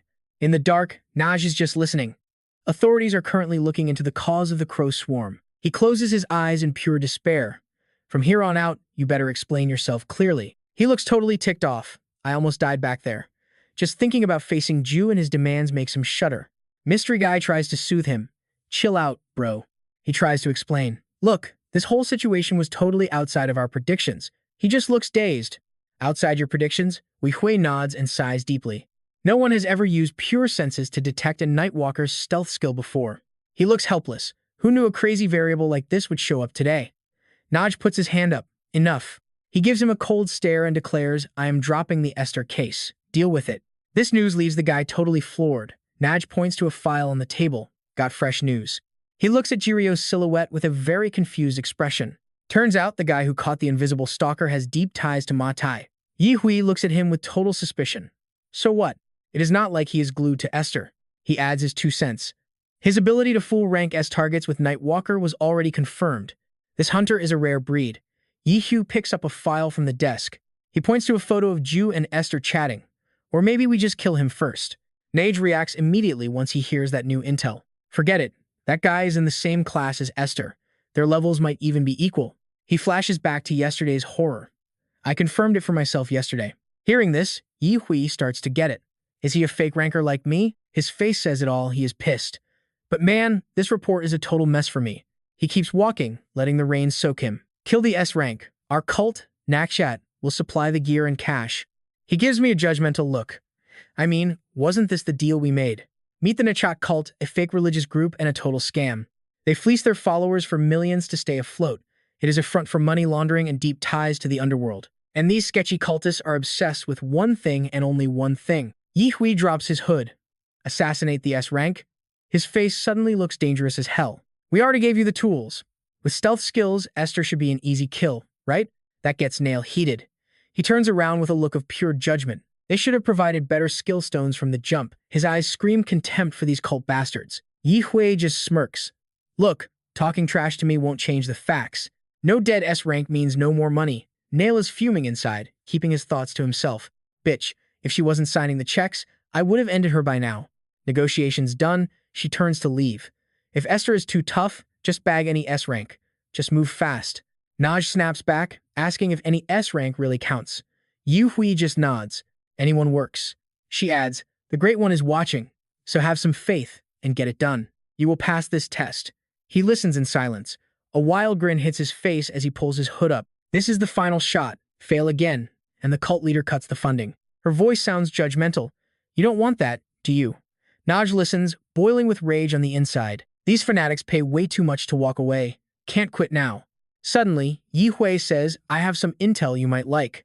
She grins, dropping the act and getting to business. Jin Haoing is headed back to Seoul, Chapter 48. 6 years ago, off the Buan coast, things got ugly. The year of the dungeon shock. When sea monsters started crawling out of the abyss, the world turned into a literal hell.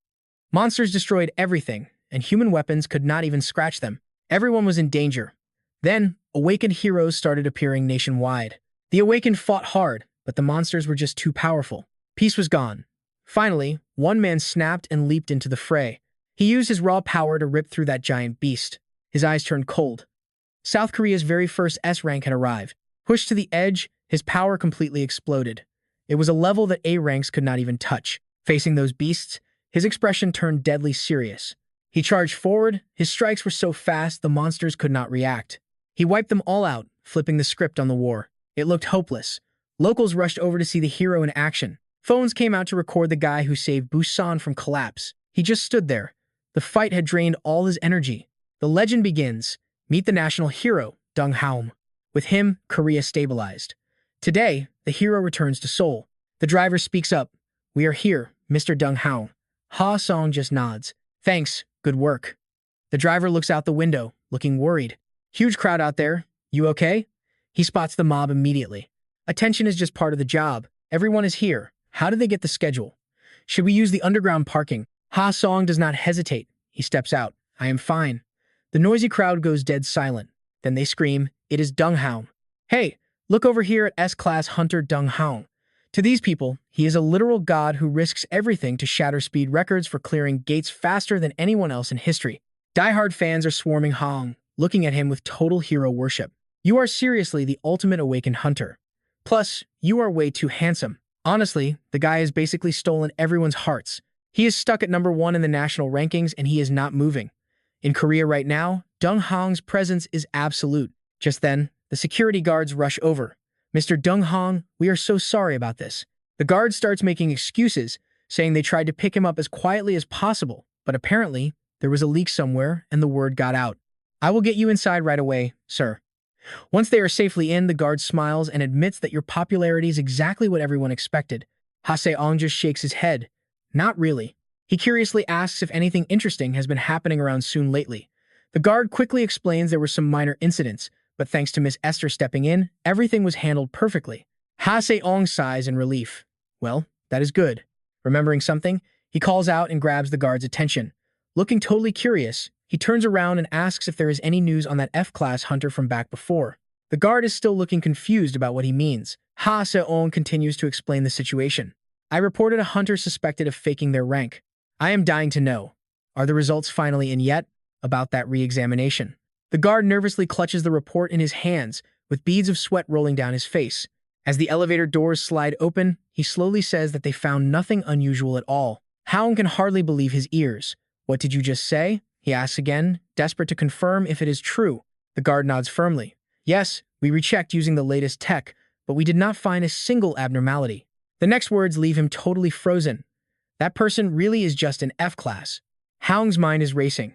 Is Kim Daeok's really just F-class? Or is this test totally busted? After a long silence, he suddenly asks, Who was the person in charge of that retest? The guard scrambles for the info. Well, if you mean the supervisor, this is the guy right here. Looking at the guy in the photo, he notices the name written clearly on the profile. Sion. This gets him thinking. A check like this should be ironclad, with zero room for any mistakes. There is no way they took a bribe to fake those results. Ha Se-ong tells himself that even though it really bugs him, he should probably just drop it for now. At a time like this, clearing another dungeon sounds way better. What is the status on the list of upcoming dungeon rifts? The guard explains that he has it ready. You just need to flip to the next page, sir. Suddenly, realizing something, he looks at him surprised. You just got back and you already want to schedule more work? Ha Se-ong laughs and nods his head. Why not? He quickly scans the locations marked out on the map. Can I start with the nearest gate? The scene shifts to under a massive bridge, where Haung finally arrives. He stands right there, in front of the dungeon entrance. Thinking back on everything he heard, his face gets serious. Kim Di-rai is F-class. Not wasting time, Ha Se-ong heads inside. I need to see him in person to verify this. There is a chance he actually found a way to cheat the system. He has his own plans. If he can get an address from the association and track him down. Suddenly, Haun accidentally bumps into a man. He quickly speaks up, saying he is sorry about that. A familiar voice rings out, making him freeze instantly. It is fine. Once he recognizes Haun, Ju is totally stunned. Now he is the one reacting. Haun is completely baffled to see Joe standing right there. What are you even doing here? Rewind 10 minutes. Gio is staring thoughtfully at the forest ahead. Blue B-class gate. His face is totally blank.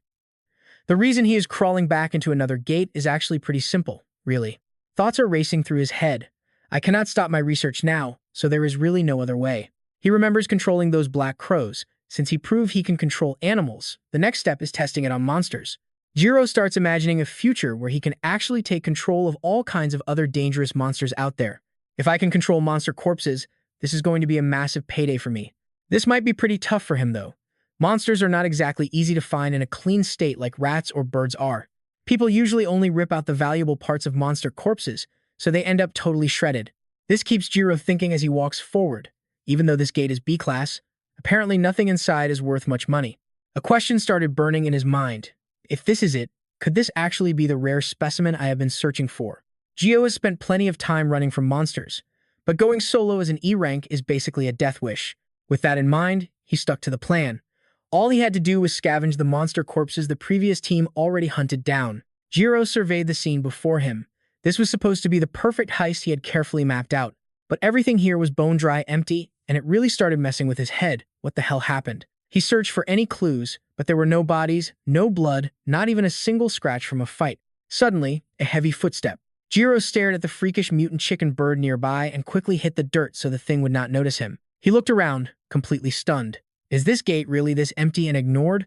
Gio sat perfectly still, reminding himself to stay sharp and quiet.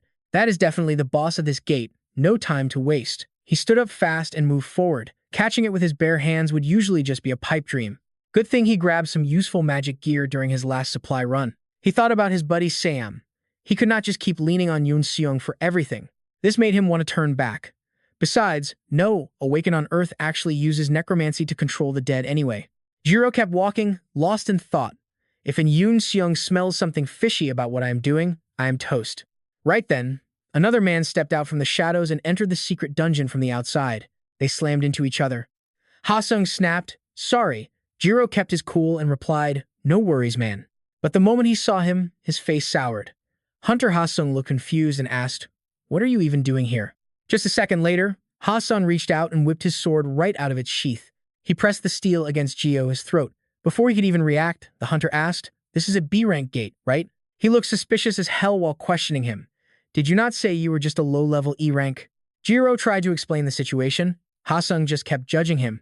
You totally faked your ranking, did not you? He started trashing the Hunter Association for being so incompetent. This was beyond awkward for Jiro. Damn it. While Jiro was still trying to find an answer, Ha-sung pressed him again. Seriously, what are you doing here? You actually think you can hunt B-rank monsters? Jiro finally spoke up. You got it all wrong. It was just a mistake. I just took a wrong turn. I am leaving right now. The hunter's expression shifted as he kept questioning him. A mistake? Ha-sung ranted. I stood outside this gate for 10 whole minutes before coming in. Sorry, but I do not believe you. Jiro stuck to his script. Look, if I'm bothering Hunter Ha-sung as Hunt, then I will just get lost. Go where? Ha-sung snapped. They stood there bickering. No, seriously, what do you want me to do? Just stand here all day? What did you say? Suddenly, a mysterious figure also stepped inside the gate. Jiro tried to de-escalate the situation. Whoa, Hunter Ha-sung, at least put the sword down so we can talk. Ha-sung would not stop arguing. Why do you keep running? Naji walked in, saw the scene, and froze in shock. What the hell? He was losing it. How many people am I actually seeing in here right now? His face twisted in anger. I clearly saw Ha-sung enter the gate alone, so I followed him in. He glared at Jiro. Why is Kim Kiro here? After backing out, Naju started cursing in a total rage. This is driving me crazy. The more he thought about it, the more helpless he felt. Again? Why is he always next to the target we are hunting? He clutched his head in frustration, drowning in his own dark thoughts. With that E-rank brat there, killing Ha-sung is impossible. He is not affected by stealth at all. Naju scratched his head, cursing his luck. Damn it, I cannot just walk away without getting paid again. Yi Hui's voice echoed in his mind. If the target is tough, just kill the other ranks too. Finish them. He had been whispering it into his ear. This is your last shot. Naju stood there, completely torn. One last chance. Then he remembered something and dug through his pack. I cannot quit. An unranked guy like me needs that payday. The money those guys promise is something I absolutely have to get. He looked down at the strange device sitting in his palm with no choice left. He had to use the weapon the cult gave him. This red orb is an A-rank destroyer meant to wipe out specific targets. After deciding what to do, Naju gripped the bomb and started moving toward them. These bombs are usually used to wreck an enemy's gear. Taking a deep breath, he stepped up and threw the mine. That bomb is literally sliding right into the portal now. Just like that, a massive crack starts splitting the space gate wide open. Finally, the entire space portal just gets completely obliterated. This insane destruction leaves NA standing there in total shock. Debris is just flying everywhere in this empty void. A violent wind kicks up, sucking everything into the abyss and leaving Naju in a seriously tight spot. Before he can even process this, a massive explosion rocks the area. Naju stays frozen, staring into the howling gale. Dungeon break? He stares at the scene, totally stunned. No way. Could this actually be happening? He starts questioning everything right now. The gate got wrecked by a bomb inside the rift. Jiro realizes things are going south real fast. He panics, looking around and asking where the exit went. Seeing him act all weird makes Haon get super suspicious. Stop messing around, Hunter Kim. Is this another one of your pranks? He just glares back, totally speechless. You think I did this? I've been watching Haon this whole time. He finally lets go of the collar, but then the gate slams shut.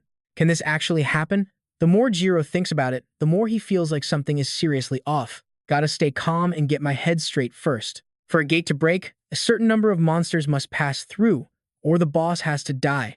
Reality feels frozen while they both stand still. But neither of those things happened. This week has no boss, just a bunch of regular mobs that keep respawning endlessly. So what the heck is this chain reaction all about? While he's deep in thought, Haon glances back. Wait.